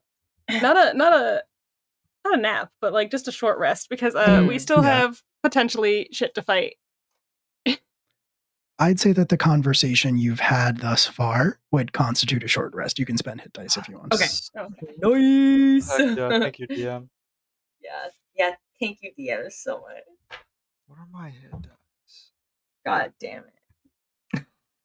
But while you were doing that, Wayne, while you all are sort of catching your breath and having these moments, you want to investigate the door? Absolutely. Okay. What do you should want to roll to investigate? Yeah, sure. Oh, okie dokie. Is that what this is? It's an investigation check. I want to knock on it. I think so. I got 7. Okay. Makes sense that with a 7 you would go to knock on it. But before you can even knock on it, you sort of stand in front of it and you raise your fist and it slides open. Oh. It's just an automatic door. We were getting ready for some like weird puzzle Hey. shit. I'm not gonna lie. I was looking at this pile of books, being like, we gotta find the one fucking book in this pile, and it's just a fucking automatic door. You guys ever watch Star Trek? Beyond,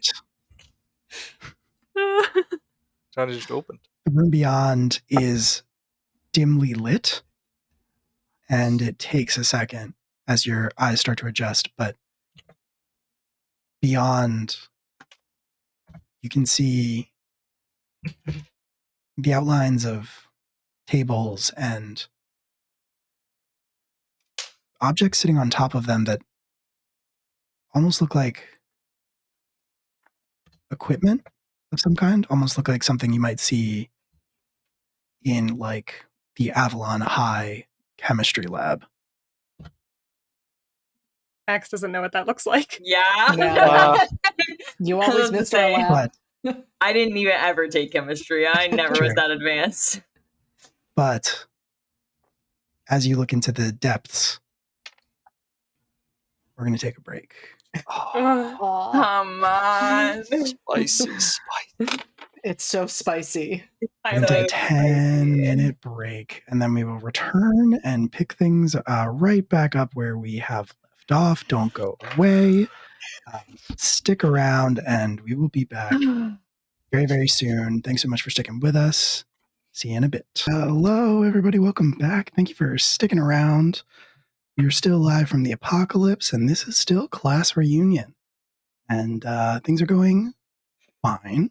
I think we'd all agree. Things are Excellent. going really well. Yeah.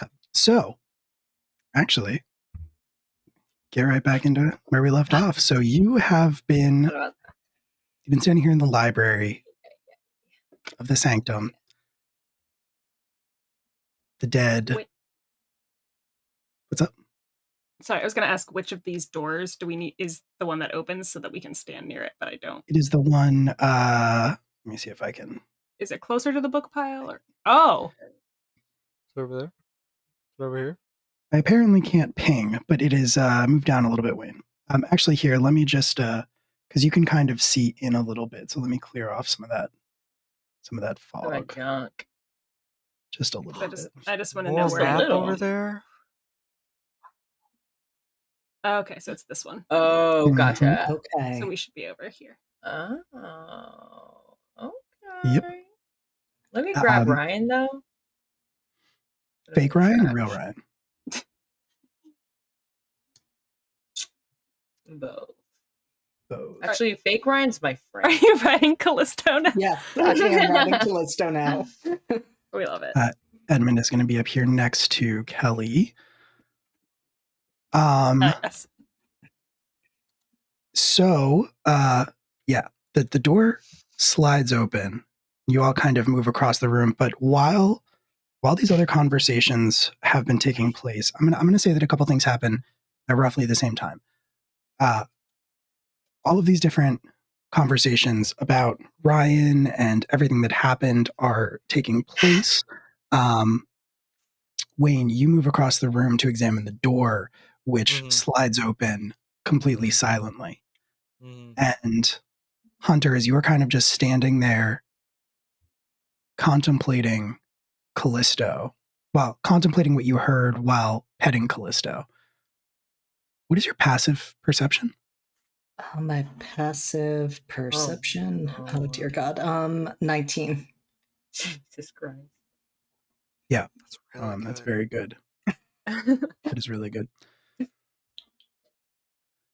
You hear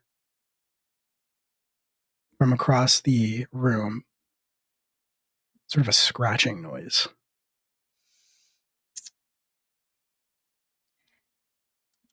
Which direction is it coming from? From where you are standing, the north. Okay. So, like, up past the shadowy area in Mhm. that. Okay. What? Wait, what? If that motherfucker gets up, I swear to God. Can I see anything in the shadows where that creature had fallen? You can still see the body lying there, but if you are moving over there, you can tell that the sound is not coming from that shadowy enclosure. It actually sounds like it is coming from a little bit over to there. It sounds like it's actually coming from that little bookshelf corner. Oh, frig. Interesting. I would like to investigate. All right. Roll that. That is a 22. Okay. The 22, you draw over to the bookshelves. Are you doing this by yourself or are you alerting the others? I think Hunter just starts to walk over, probably like with Callisto behind them. Okay. Are any of the rest of you taking note of this or following, or are you too involved in other stuff? Kelly will watch them go over because I think if Hunter doesn't say anything, Kelly is going to presume this is still related to what was said and that they might need a moment. Yeah. So she's not going to like follow them or say anything, but she is watching them Okay. Yeah. go over. Same. Totally missing it. Max will also just like turn to Kelly and just say, do you want a gun? Do you have a gun?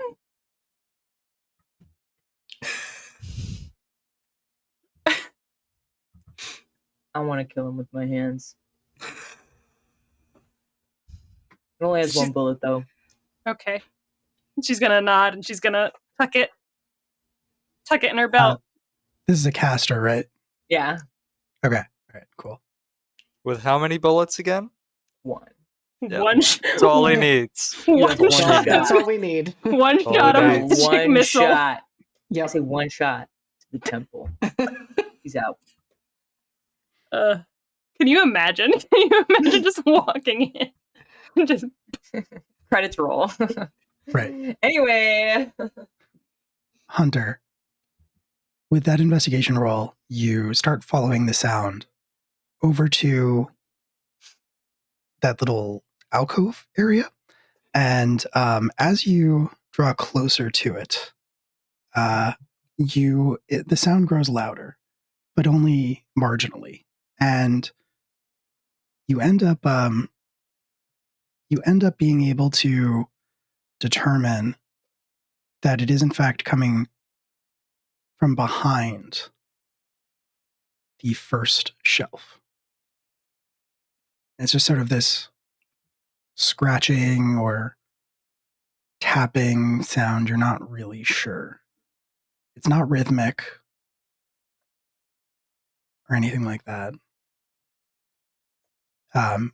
You start taking books off the shelf or shifting them around, and behind one volume, you can see an exposed locking mechanism of some kind, but it looks complex.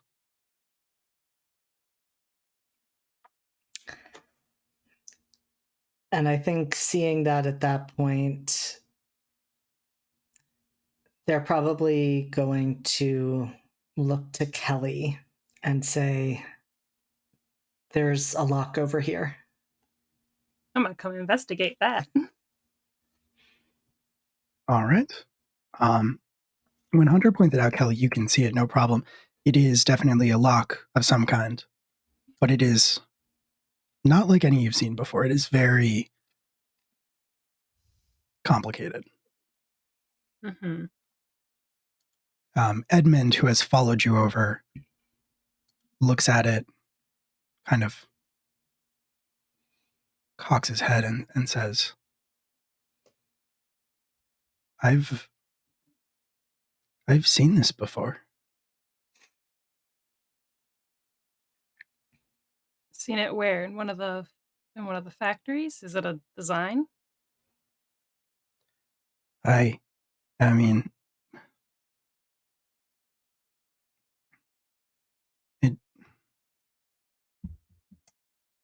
we were building them for a time.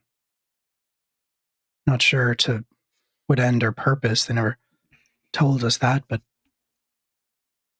We were assembling them.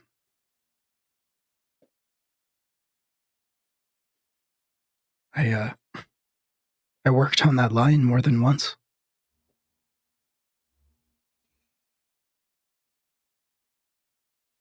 Do you think it means to lock us in if we go? And she nods to the open door where Wayne is standing.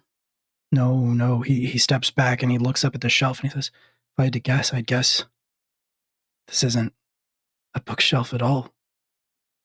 There's something behind it. Something locked up.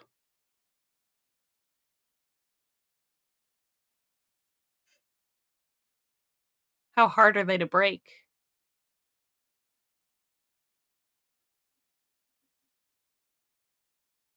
They're hard. They're damn near impossible. I don't know of a way to break it. I mean, that's what it was. That's what it was built for. See, what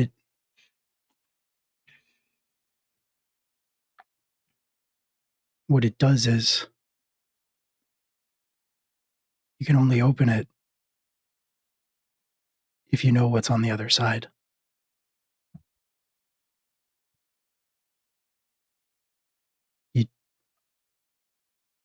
You stick your arm into it. He gestures to the opening where you can see all the gears and the mechanisms inside. He says in it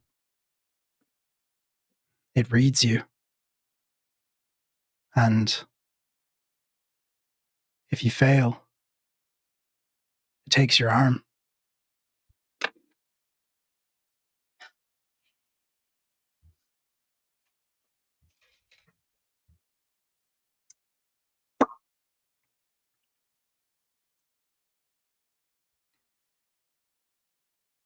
With the like the tapping sounds, do they seem to be coming from the other side, or is it the locking mechanism itself that's making those sounds?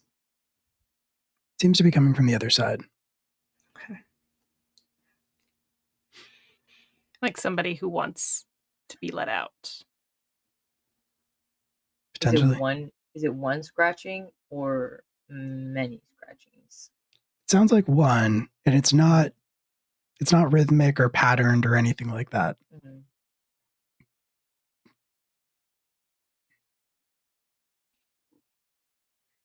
At this point, I've kind of figured out something's got to be going on over there. I've been standing at this doorway for far too long.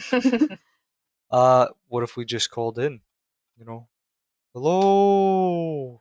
Who's on the other side? It's a pretty quick way to learn and not get your arm chopped off. If they respond.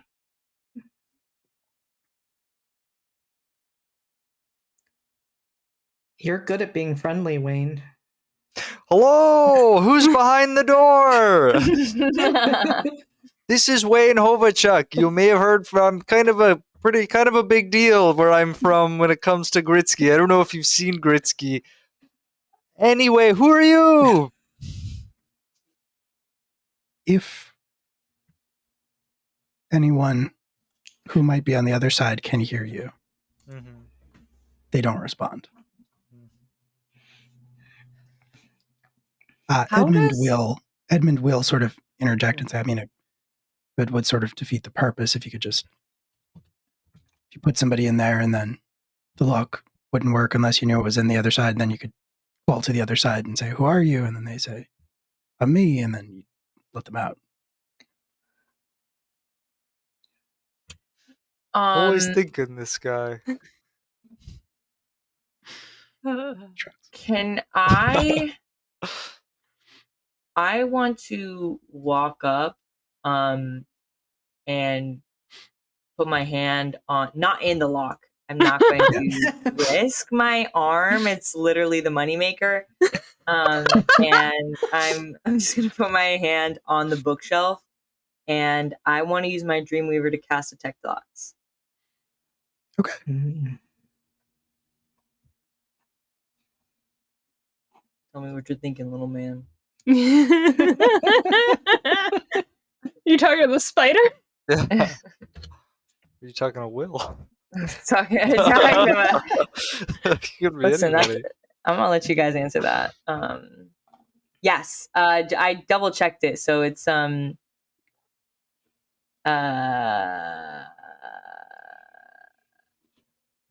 so you can use this spell to detect the presence of thinking creatures you can't see.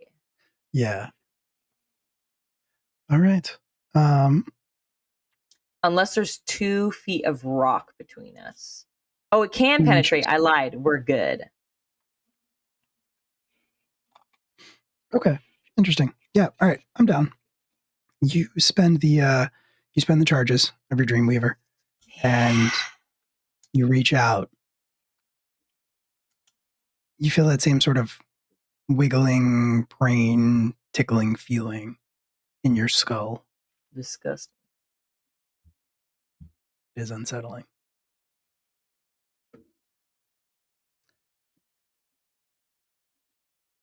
The surface thoughts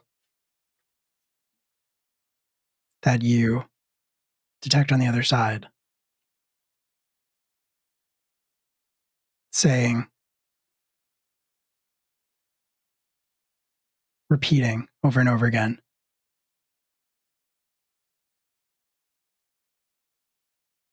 Max Miller, Kelly Violet, Wayne Novacek, Ryan Beckinsale, Max Miller, Kelly Violet, Wayne Novacek, Ryan Beckinsale, Max Miller, Kelly Violet, Wayne Novacek. Is he saying Sorry. Eugene Hovacek? Yes. Oh, just gonna ask.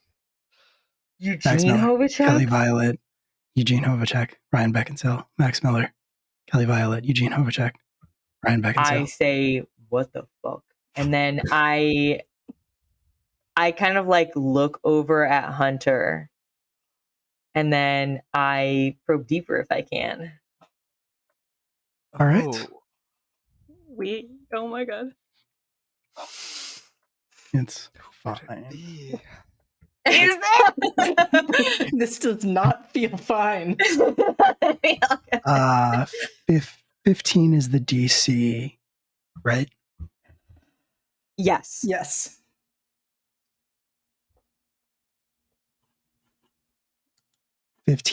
Yeah.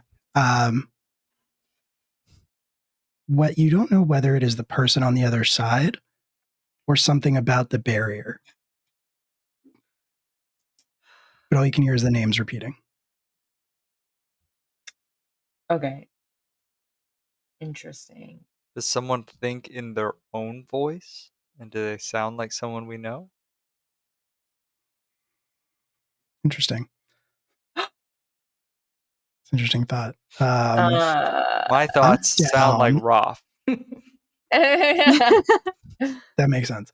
I'm interested. Okay, roll investigation, Max. Oh man. Me?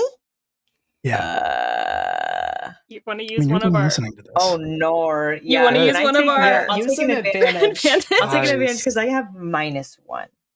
I want to know who's back there. I will also Gotta. give you guidance Okay. if I'm allowed Beautiful. Nice. Thank you. God, I'm so scared. I want to know, but I'm also frightened. Not good, you guys, and not good. Did you add guidance? Even with advantage? to. Even with advantage Yeah. and guidance? Well, okay. I haven't rolled guidance yet.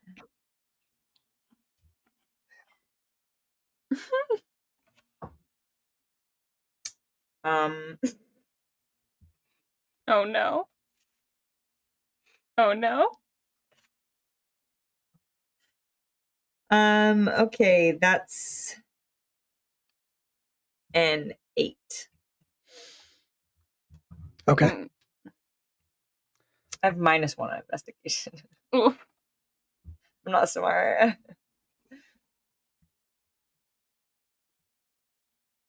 The voice sounds familiar, but different. Okay, here's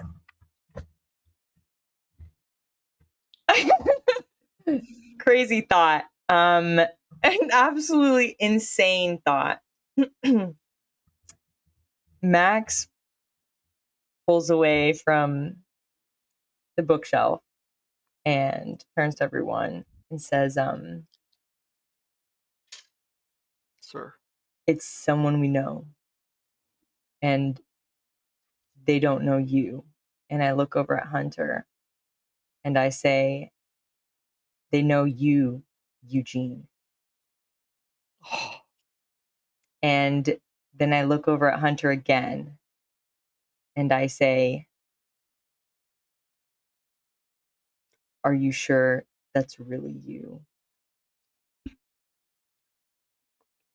How do you answer that question? Yeah, Hunter looks absolutely confused and panicked by that. And I think kind of a little heartbreakingly looks at Max and then at Kelly and says, you both were telling me that Ryan was wrong. You were both assuring me that I was real. I know you. You are real, but maybe you're not Hunter. What are you talking about, Max? The person on the other side of the door, whoever they are, they said everyone's name. They said Ryan's name. They said your name. They said my name. They said Wayne, but they said Eugene. They did not mention Hunter at all. Or who Hunter was.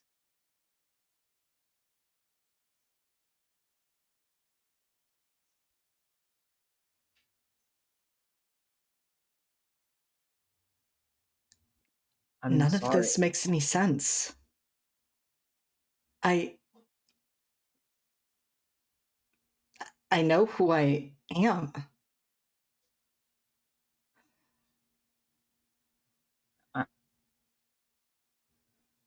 There's one way to see. What are you doing, Max? Max? I don't. Yeah. Unless someone else. So No. I have an idea. Okay. I'm open to ideas, man. I'm open to it. So, DM, I talked to you about this before about being able to use a certain spell to like summon a creature, right? And it doesn't say anywhere that you have to summon it within sight. It just has to be within 30 feet. So could I summon a creature behind the door now knowing what is behind the door? Because Well, it doesn't say that I have to see it, I don't believe. now thinking we maybe have a Appearing really in an messed up unoccupied idea. space within range. The creature takes the form of something or something. I like the creativity. I think it's a neat idea, but I do think that it's kind of a lackluster first manifestation of this ability that Wayne probably doesn't know that he has yet. That's true. If you had done it before, I would think about it. But I think in terms of doing something new for the first time, I don't think that's a little complicated for Wayne's first time out. Trying to cheat anyway. I'm not against cheating. Ooh, what if I summon a spiritual weapon behind the door? And then you stick your hand in because it's your spiritual weapon? Because I know what it is. I know what it would be. Do you know what everything is? It supposed to be like an everything? Edmund? Edmund shrug. Edmund looks at a loss and says, I don't know. I mean, it might work, but it's a risk. I can't say for sure. No. We came here with a purpose. And I'm not smart. I was just saying the first thing that came to my mind. It might not be. It might not be real. And it might just be a distraction. It might be, we don't know what the head is capable of. And maybe we don't have to do this. I'm saying this only at Hunter. And I think even as you're talking, like, Hunter's already shaking their head and just saying, no, I need to know. I need to know what's behind this door. Hunter, you're in Ryan's notes. I need to know what's behind this door. But we don't. Wayne, Mm-hmm. Oh no. while this debate is going on, Mm-hmm. want you to make a wisdom saving throw. Oof.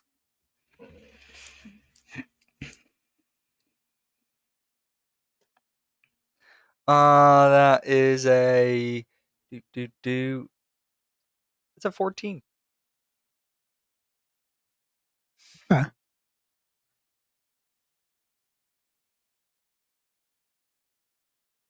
Interesting.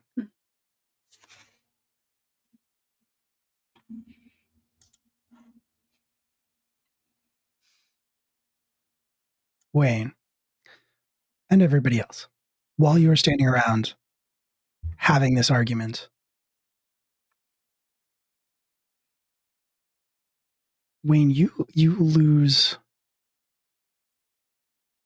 track of the room and everybody who's in it with you. You lose track of Mortispire and Barrow entirely. And you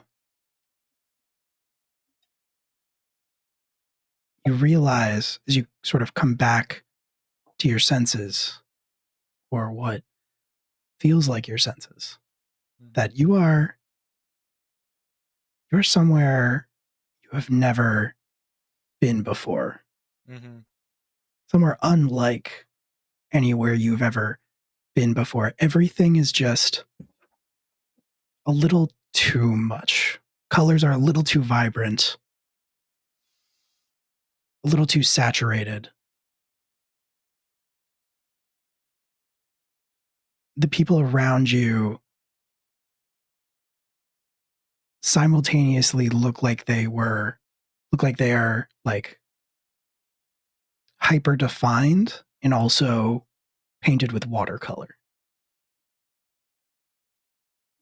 And you realize quickly that where you are is the middle of a battle of some type. What? A war. There are armored figures to your left and to your right. You can hear all the sounds, the din of battle. And you realize that you have stopped. You have hesitated. You have stopped moving entirely. And in that moment, as you are taking all of this in, one of these figures darts by you. One of these armored figures. And you feel a burning sensation right below your elbow. You look down to see that your arm is lying on the ground at your feet.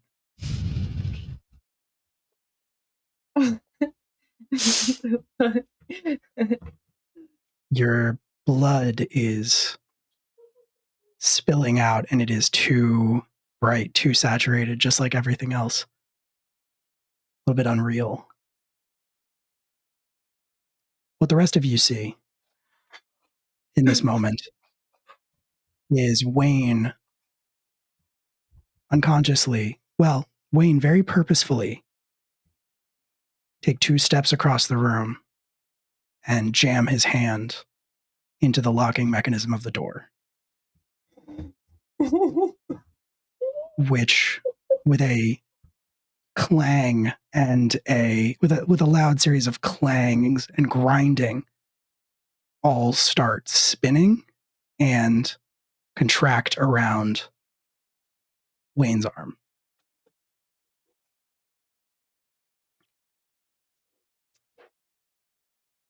A second later, it stops. All of the noise stops. It grinds to a halt.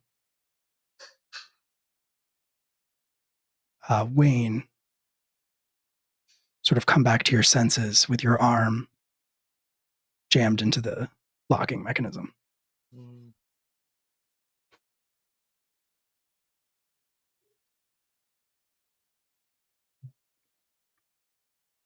What do you do?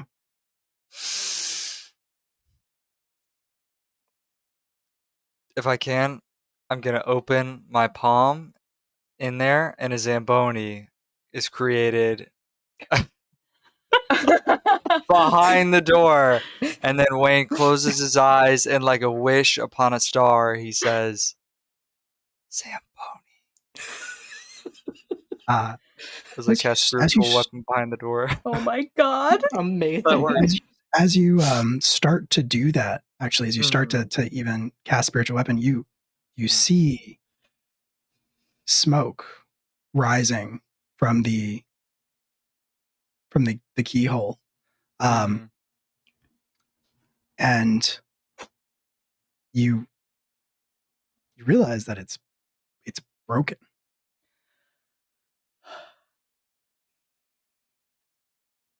You pull your arm out, and there's this sort of silvery mercurial film covering it from fingertip to just below your elbow.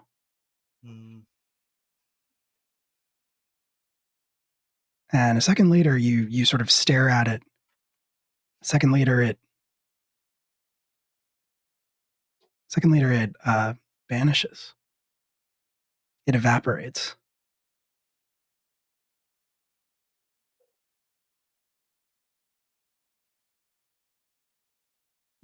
The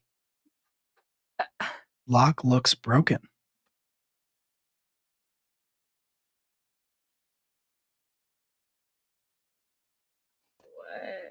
We pull on the bookcase, see if it moves at all. You do. You pull on it, you grab one of the edges, and you start pulling, and it takes some force. Probably takes more than one of you. Probably takes all of you working together. But it starts to give and starts to slide across the floor. And it reveals a room on the other side. A very small one, barely more than a cell. You can see a couple of things as the light from the library, dim as it is, spills into this room. You can see a nub of a candle that is unlit, sitting on top of, looks like a drafting table. There are papers spread across it, books sort of scattered haphazardly across the floor, a small cot on the far side of the cell. There are more pieces of paper pinned up on the walls. You can see these technological schematics and designs, incredibly complex and intricate. And you see a figure cowering on the cot against the wall, trying to get as far away as they possibly can.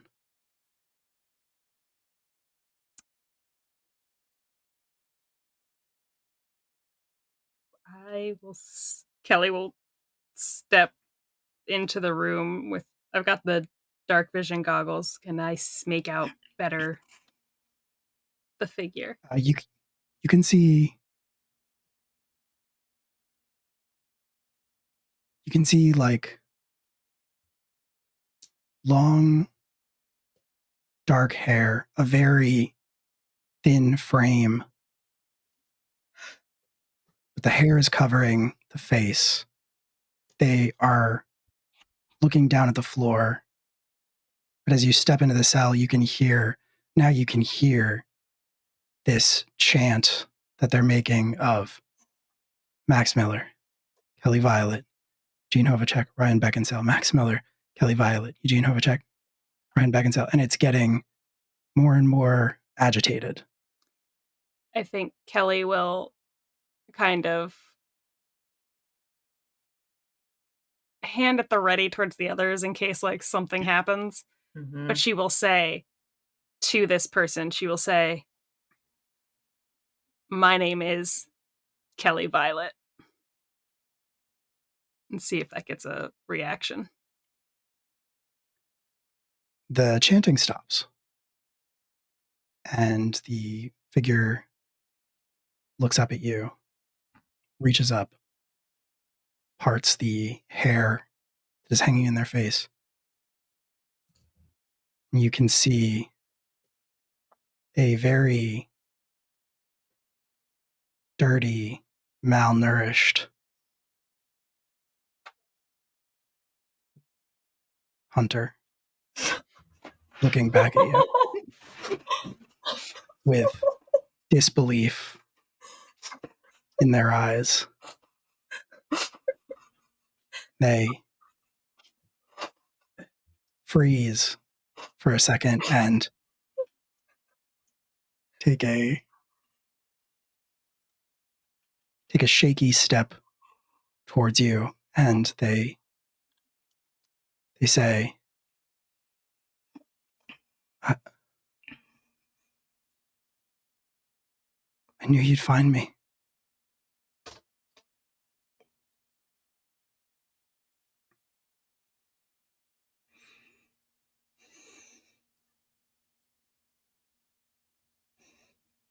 This is Wayne doing that.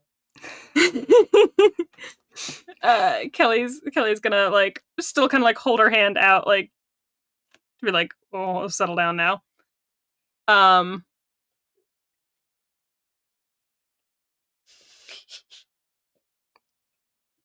I think Max is just going to, as soon as he sees that, just like push, I guess, our hunter, not Fox Hunter, like almost kind of like out of the way, and just like pulls up a shield to like block what's going on in there. I mean, they do have dark vision, so they've probably already caught sight of this before you're able to do that. And like they are definitely trying to push past you. I'm sure very ineffectually because Max is a lot stronger, but they are definitely like, no, what the fuck is going on here? Kelly, as you hold your hand up to stop them from coming towards you, they look confused and they say, "Kelly, it's me. It's Hunter from Ohio. We went to high school together." How long has it been for you?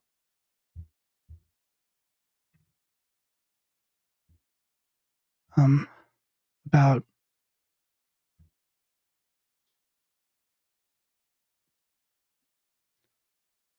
about 4 years that I could count. And Can I? Oh, sorry. God only knows how long since I've been here. So 4 years before you were captured.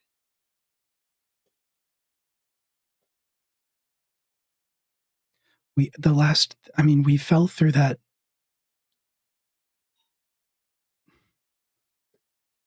We fell through those gates, those portals. I don't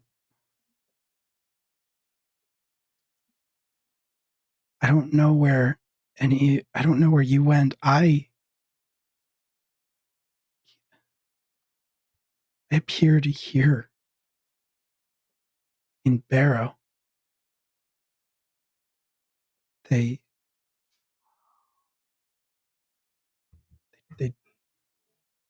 took me and they put me to work. That was 4 years before I was brought here.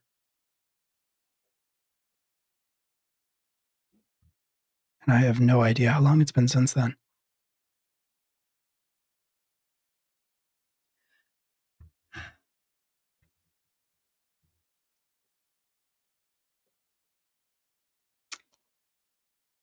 Kelly is going to nod, and then she's going to turn to the door, and she's going to say, "Hunter, come here." What are you talking about? Does Max allow it?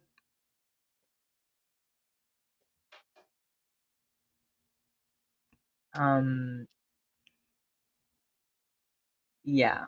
But I'm gonna keep one hand on your shoulder at all times.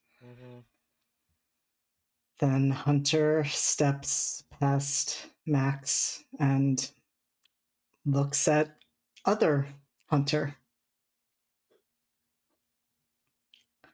It is like looking in a very dirty mirror, where Hunter is, very, very lean, but still very strong and healthy. This Hunter is very wasted and weak looking. Obviously, where you have these patches of bark on your body, they do not. And their jaw drops as you step in, and then their eyebrows knit, and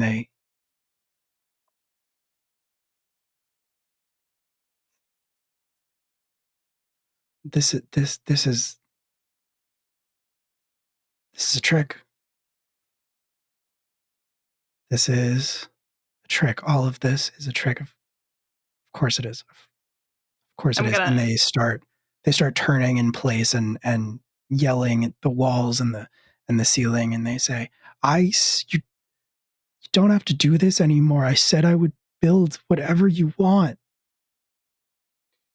I'm gonna put my hand on like the back of their neck in like a little grip. It's light and gentle, but if they struggle, I will tighten it like I'm dealing with a animal. And I'm gonna just hold on to them, and I'm gonna say, I don't know who you are. I don't know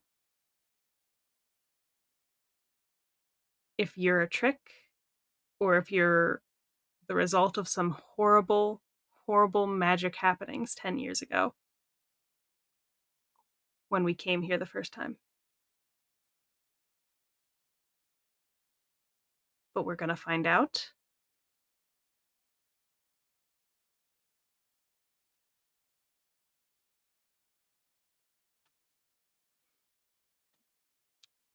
Okay, roll We're gonna find persuasion out.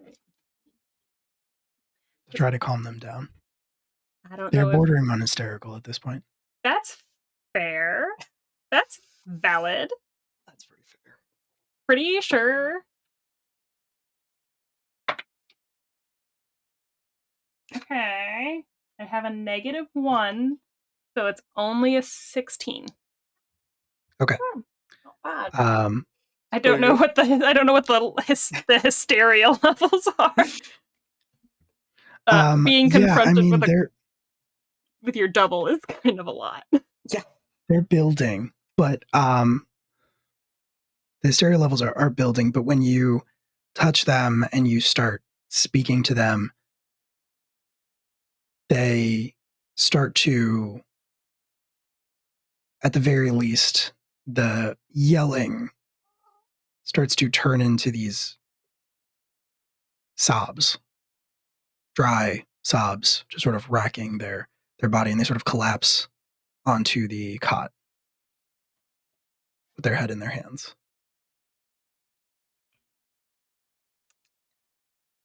Kelly's gonna speak again, and this time it's kind of to the general group, but she's gonna say it's like it doesn't matter who you are. No one deserves this. We're not gonna leave you to this. Mhm. We just need you to understand that we're not gonna have any answers until we get out of here. But we're not gonna leave you in this room.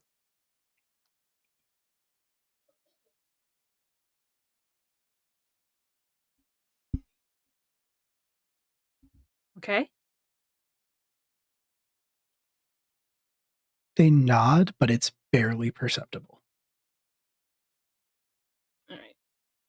I am just gonna pull them up and encourage all of us to get out of this horrible little room. So Mhm. before you do that, Oh dear. Hunter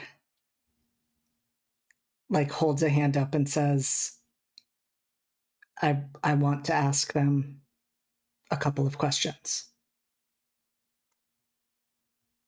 You can ask them in the I library. want to ask them a couple of questions. You can ask them. Just two. That's fair. Just two. All right. And so Hunter's going to approach Hunter Ah! very slowly and cautiously. They are not moving with any sort of aggression. And they're going to ask them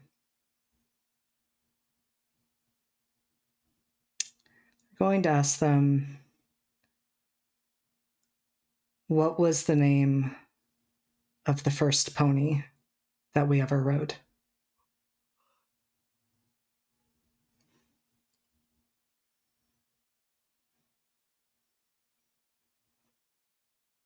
Very shakily, the other hunter lifts their head up, looking at you through that same long, matted hair. They look confused. They say the name. Okay. The name is Bailey, for the record. Bailey, they say. Bailey. Bailey. Why would you know that? Because that was me too.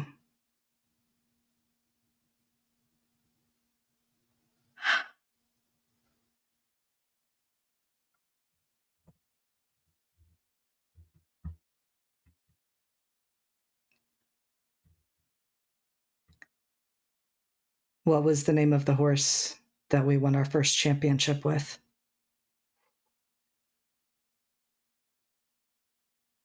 What was the name? Cheyenne. Cheyenne. They say it before you even finish asking the question. Okay.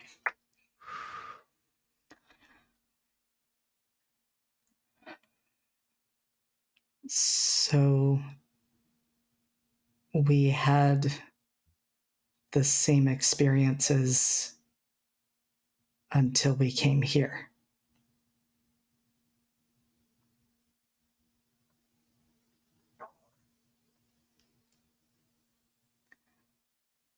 You're saying we're both real. We're both Hunter.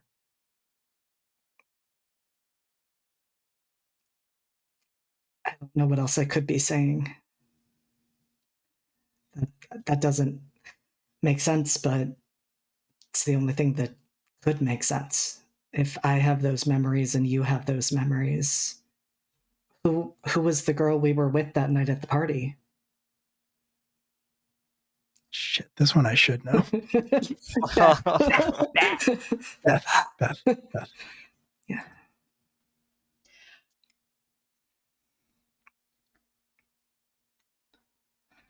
All right. Now Kelly is going to start urging him out of the little room into the library.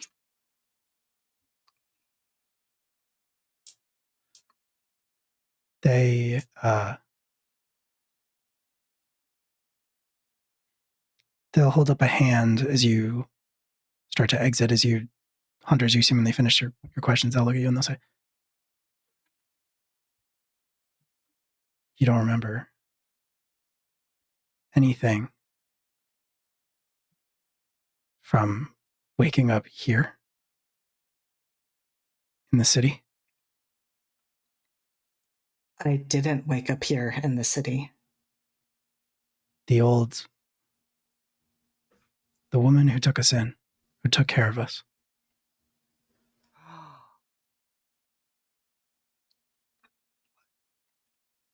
And Hunter has a look of dawning realization and says, "That wasn't me, but I met her, and she recognized me as you, as us."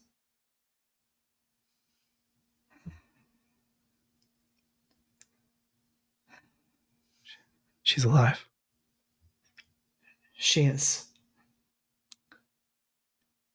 She is, and now what she said makes a lot of sense. Because she saw these changes. And that wasn't what she wanted to see. But it makes sense if that was you and not me.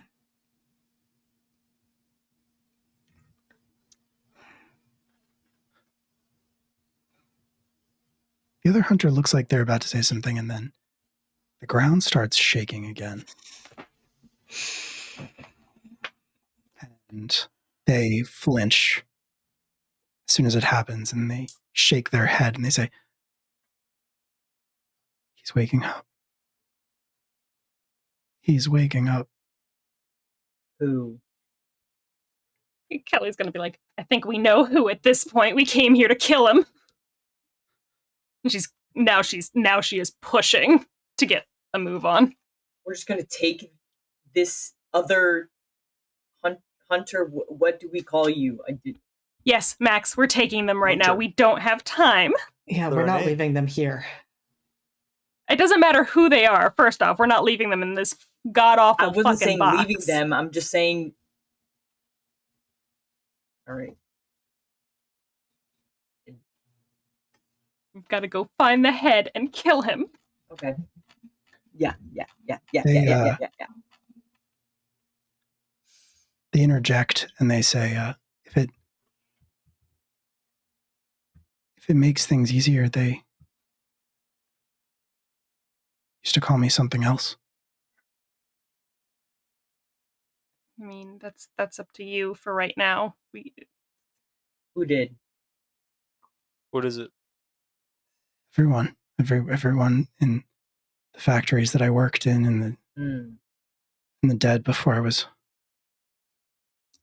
brought here. I didn't think I'd ever meet anyone ever again who called me Hunter. What did they They call used you? to call me. They used to call me Architect. And Edmund responds. Edmund sort of rocks back, a little surprised, and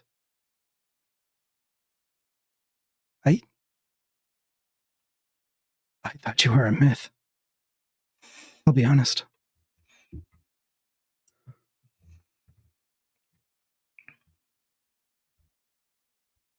Seeing your expressions, Edmund tries to explain it, says that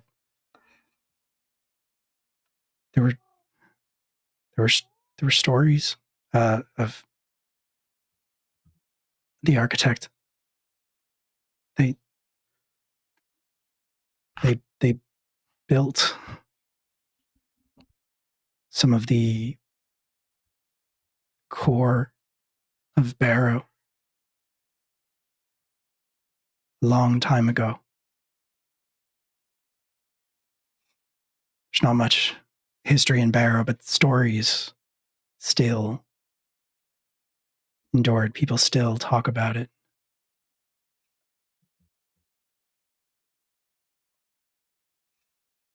If it wasn't for them, and Edmund nods at the other hunter, there'd be no Barrow.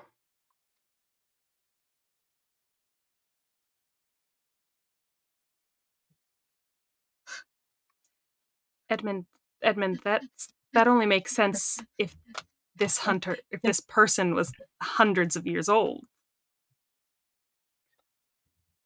No, Barrow was different before.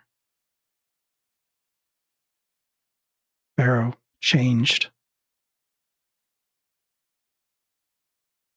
The manor rails, the casters, Barrowcraft. Barrow is old, but that's new.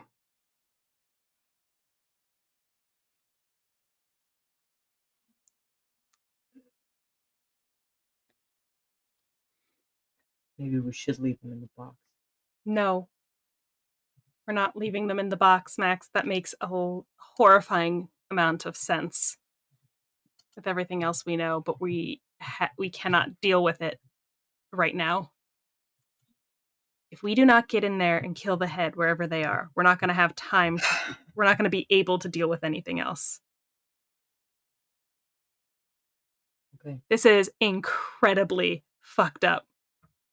But we can only put out one fire at a time, and if we do not kill this person, then we are not going to have a chance to solve this mystery.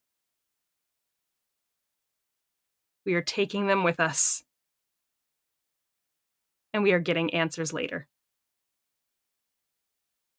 We'll definitely get answers. Let's go.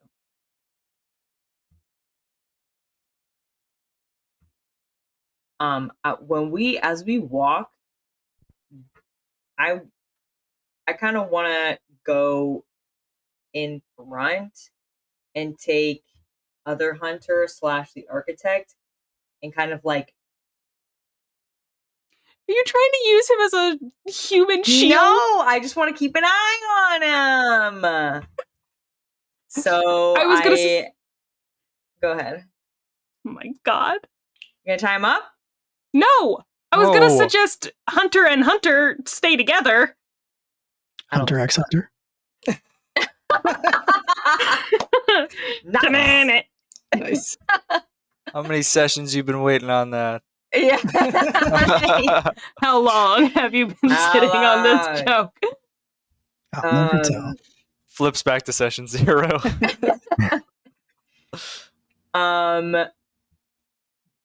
No. Hunter. I think Hunter is going to say to other Hunter / the architect, I think there's something I could do for you to help you be safer with what we're going to encounter. If you'll let me. I'm not I can't fight. I can't. That's okay. This isn't for fighting. This is for protection.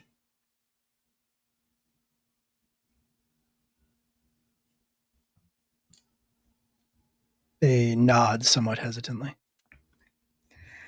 And this is if you'll allow me to do it. I want to cast Bark Skin on them at level 2. Ooh, all right. Okay. Yeah. I'll allow it. I'll allow it.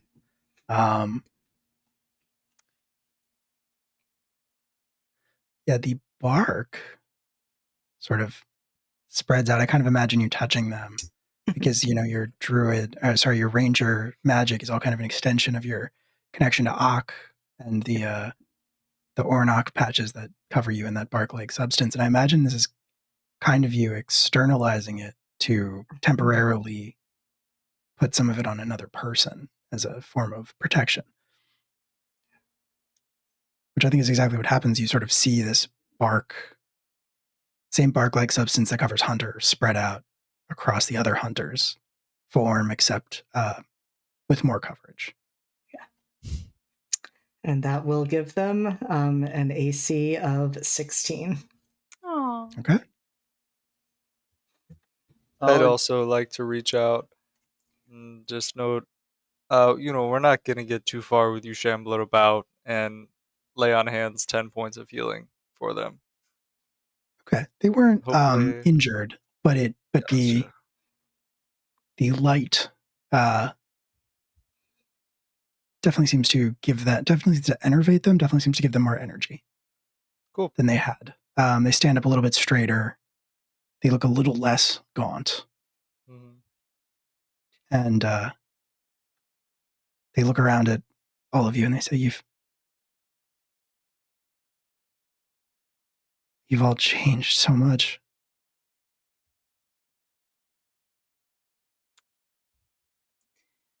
It must be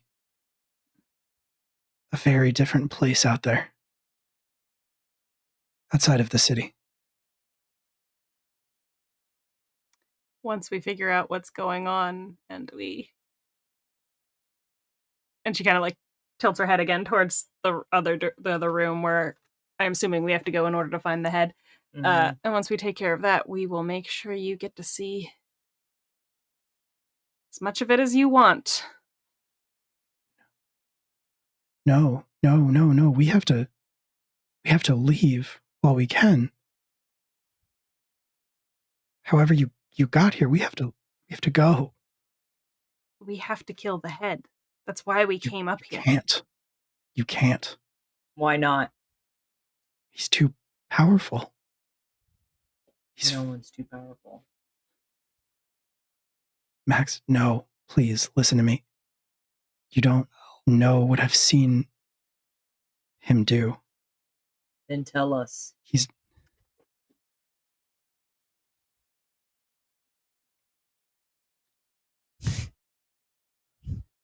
He is ancient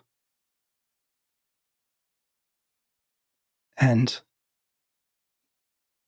eternal. And he has, worst of all, he has lost everything.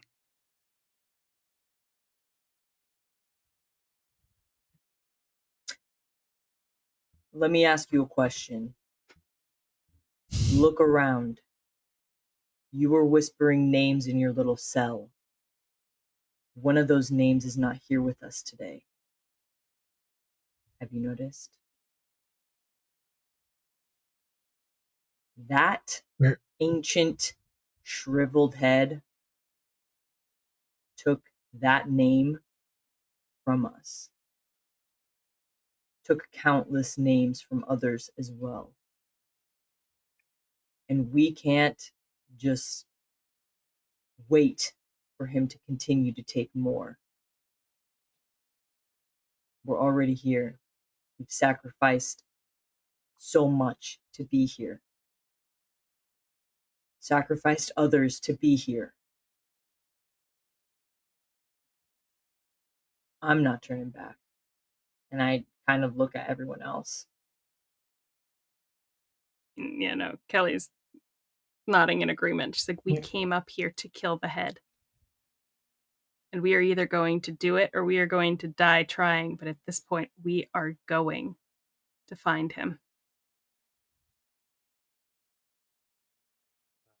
The architects will reach out and grab your arm, Max, to stop you from turning away. And they can't pull you back towards them. Obviously, they're not strong enough, but I kind of pull away from him. that's fine. Max's alliances are in the sand. I don't know. This is too much for my little brain. That's fair. That's fine. But they still say, you haven't sacrificed as much as he has. He still has one thing left to lose, and we're gonna take it from him. Nice. We will not be dissuaded.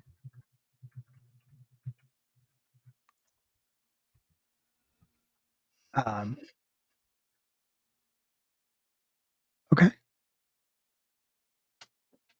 What are you doing? Yeah, I don't know. I like rip my arm away and from them and just like I kind of like only glance at the others and just start walking. Door's been waiting. I was gonna say, open the door. Kelly right will behind him. like pause and look at the architect and say, "You can stay here in this room. There's a monorail clinging to the side of the building out there. If you can deal with some possibly cannibalistic little girl in the other room, or you can come with us. We're not going to make you do anything. But if you want answers, we're not going to get them until we finish this. I'm going to follow Max."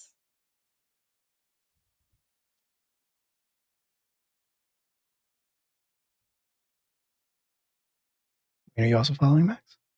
Oh yeah, door's open. Time to just skedaddle on out. So that just leaves Hunter and Hunter staring at each other, I would imagine. Oh yeah, Kelly's taking Edmund with her. Other Hunter definitely has a problem with eye contact. So they are definitely like sort of looking everywhere but at you. Which I feel like they're kind of both doing, because I feel like Hunter's not really trying to make eye contact either. And Hunter lets a couple of beats go by. And I think first they do ask, when you say that the head has lost everything, what has he lost?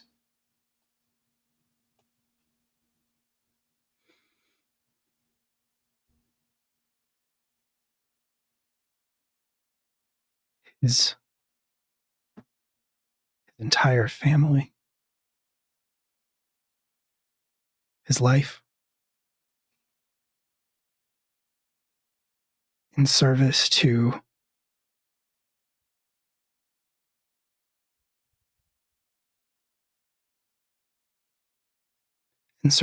a dark god that he couldn't even manifest.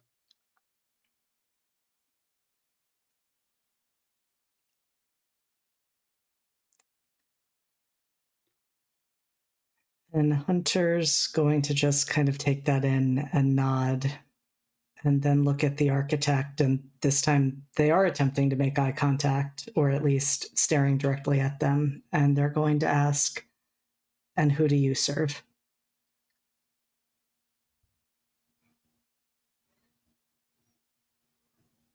They look confused.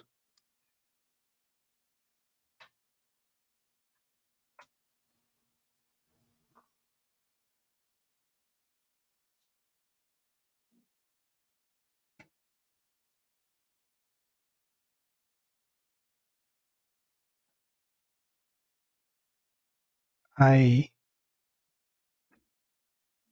thought I would die here. I prayed that I would die here.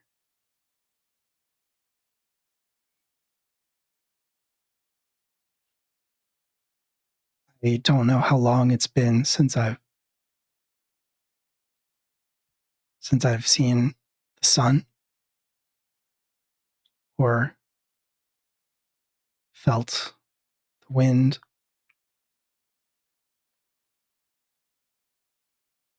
And I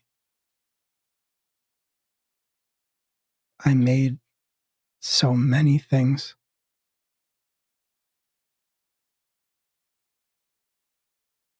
That I know hurt people.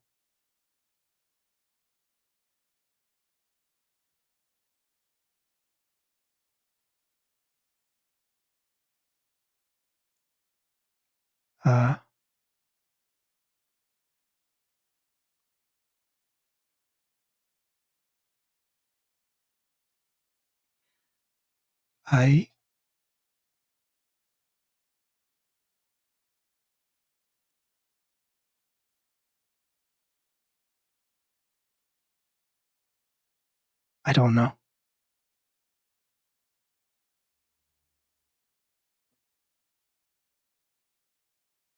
And Hunter's just gonna take that in and then just say, look, we've all done what we needed to survive. No one here is going to fault you for that, for things you were forced to do. I don't fault you for that. I can't say who or what I would have become if this had been where I ended up. But I would imagine it wouldn't look far off from you.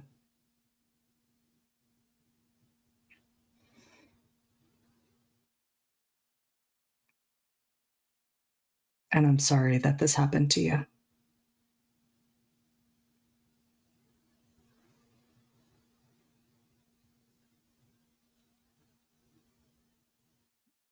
They nod slowly. And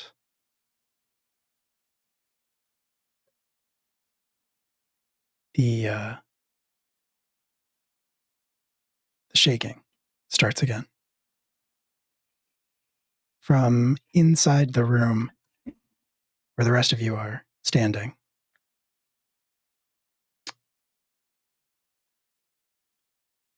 you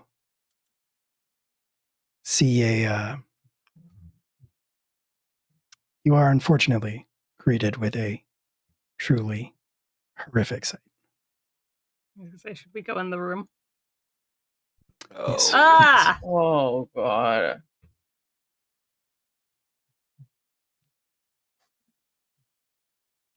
It is clearly, as your instincts first led you to believe, a laboratory of some kind, although what its purpose is, you can only begin to guess at. It is gruesome. There is shattered glass all over the floor. There are beakers and tubes and the chemistry equipment that you saw when you peered inside. Wayne, you now see that it is pumping blood and other fluids through it. Oh, what a day! What a lovely day! Hello, welcome to the horror show. Yeah, Whoa. moment. Oh God! Thank you. Welcome to the Thanks for absolute raid. nightmare. Welcome and also Lots- run. Flee. Yeah, a lot's been going on tonight, and yeah, welcome. So Oof. much, way too much to get into. Ah. Our friends just discovered a laboratory that is filled with bodies and blood and chemistry equipment and horrible things. And that's what we're in the middle of here. Very good. Very good. Thank you again for the raid. Welcome on in. If you're not familiar with us, we're live from the apocalypse. We play TTRPGs to raise money for progressive causes and good organizations. That's our whole thing. Yeah, Kev, but you don't have to call me out like that. Oof. But yes. So there's a table on one side of the room. There's a tarp over clearly a body of some kind, and there is a pile of human corpses on the floor next to that. Mm. And aside from the shattered glass and the equipment, the organs and other viscera that you can see in jars on shelves, there is a glass dome connected to what looks like a furnace that is glowing with a fel light.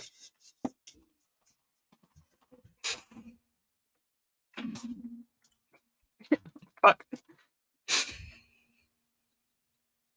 That's not good. So Dome. the dome full of horrible light. Mm-hmm.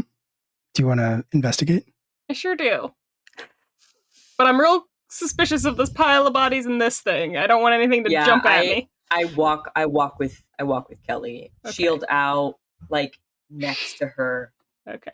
We're gonna come on over yonder to take a peek at this. This is the dome, I'm assuming, this thing. Yeah. That is the dome, yes. Okay. The glass of the dome is limed with this strange tint, this reddish energy tint. But Wake him up from. you can see a couple different things. You can see one, a wheel at the top that seems to be securing it closed that you could open if you wanted to. Mm-hmm. Looking beyond that through the glass and down, you're not sure how deep it goes. As far as you are aware, this could be the rest of Mortispire.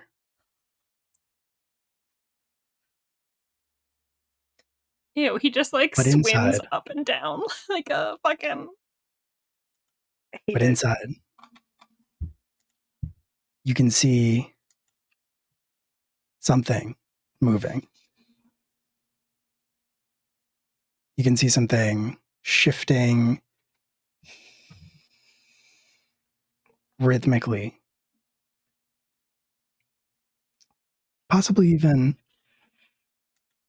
pulsating. Ugh. I hate that. Hate this. That's the perfect sound.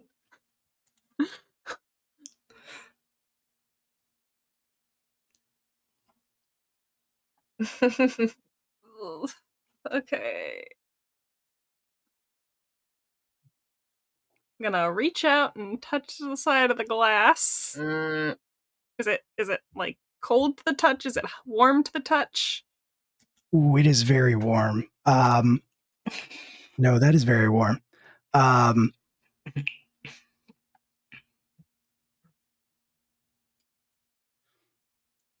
You draw closer to the glass and you look down and you can see on one edge of it what looks like almost like a chute. Maybe a slide of some kind.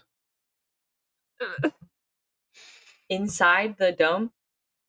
Inside the dome, if you were to open it, the chute is big enough that you could easily sit down and slide on down into the pit below if you wanted to. I'd never tell you what to do. So, okay. Well, here we go. There were no other rooms up here, were there? There was the door back to Harmony's room, this door, that door. Ryan came from in here. Mm-hmm. Was Ryan unsettlingly slimy and wet when we fought him? I don't think he was. Did not appear to be. Ryan always looks immaculate. God. Just a quick prestidigitation, and he's Okay. set. At the sound of Ryan's name, my neck kind of hurts a little bit. The building is shaking.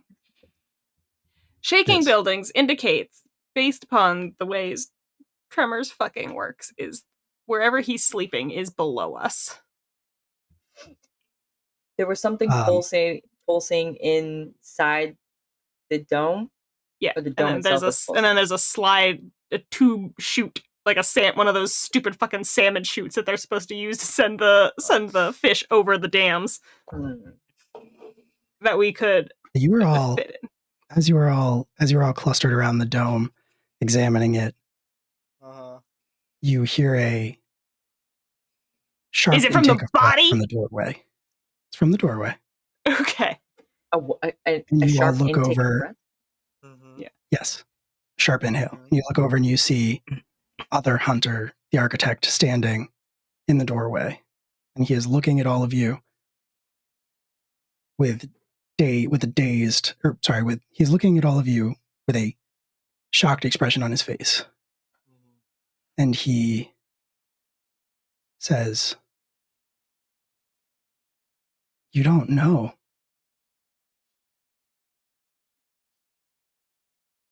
His gaze shifts. His gaze shifts to look past you to one of the shelves.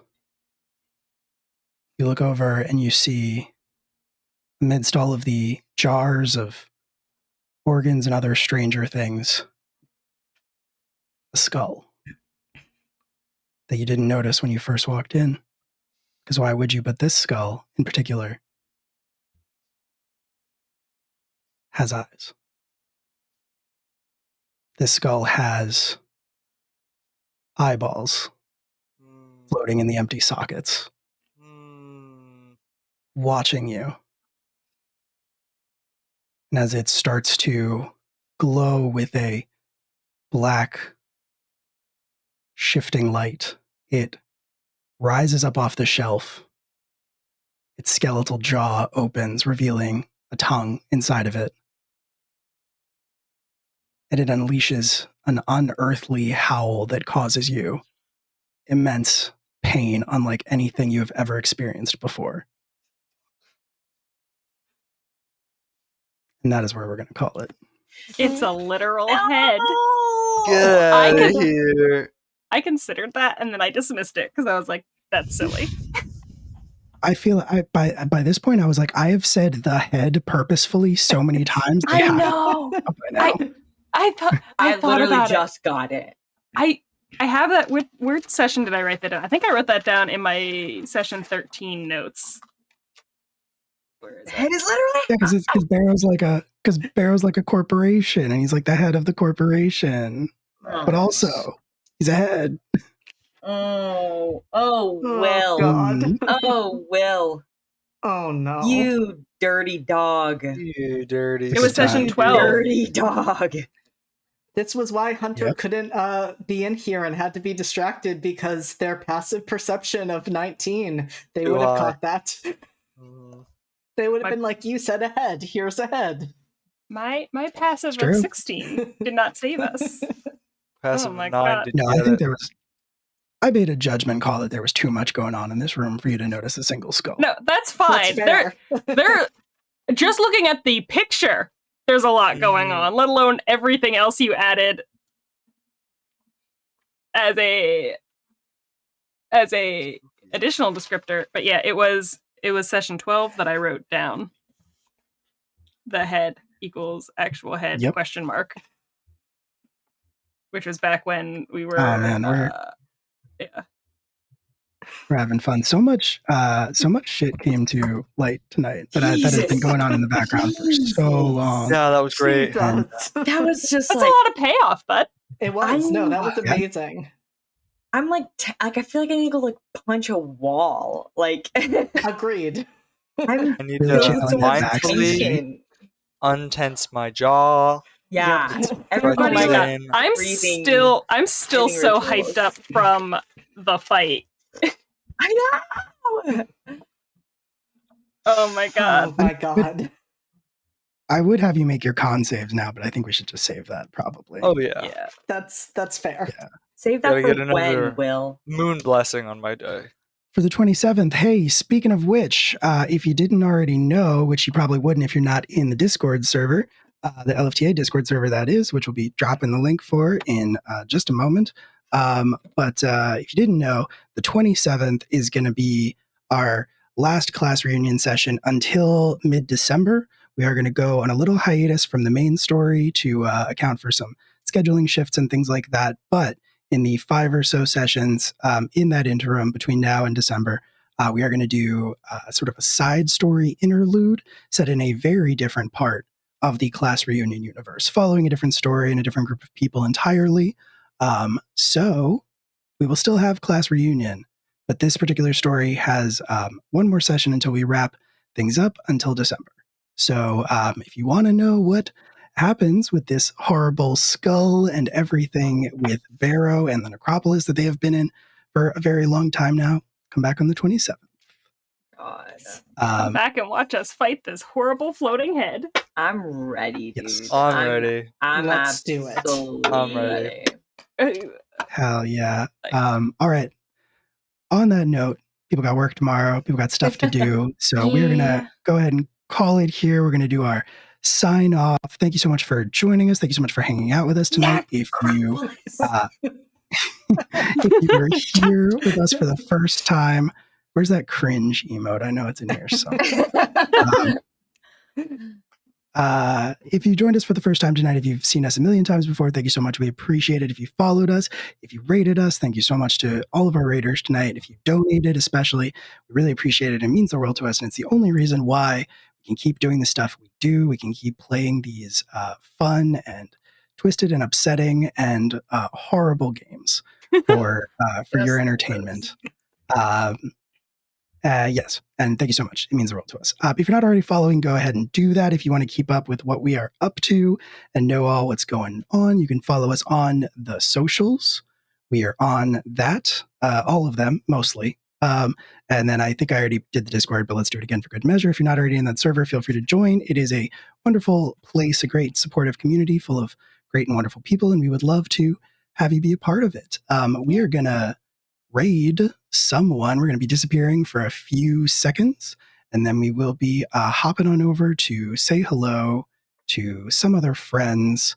I think we are probably going to hop in and raid Going Crit RPG. They are playing Manhattan by Midnight Vampire, the Masquerade. So don't go away, but we will be disappearing. And you come along for the ride, come along for the raid. If you are subbed, feel free to copy paste the first emote message. And if you are not, feel free to copy paste the second emote message. That's fine either way. But from all of us here, that is going to be a big old good night from us. Thanks so much for hanging out. Say good night, everybody. Good night, Good night, everybody. everybody. Bye.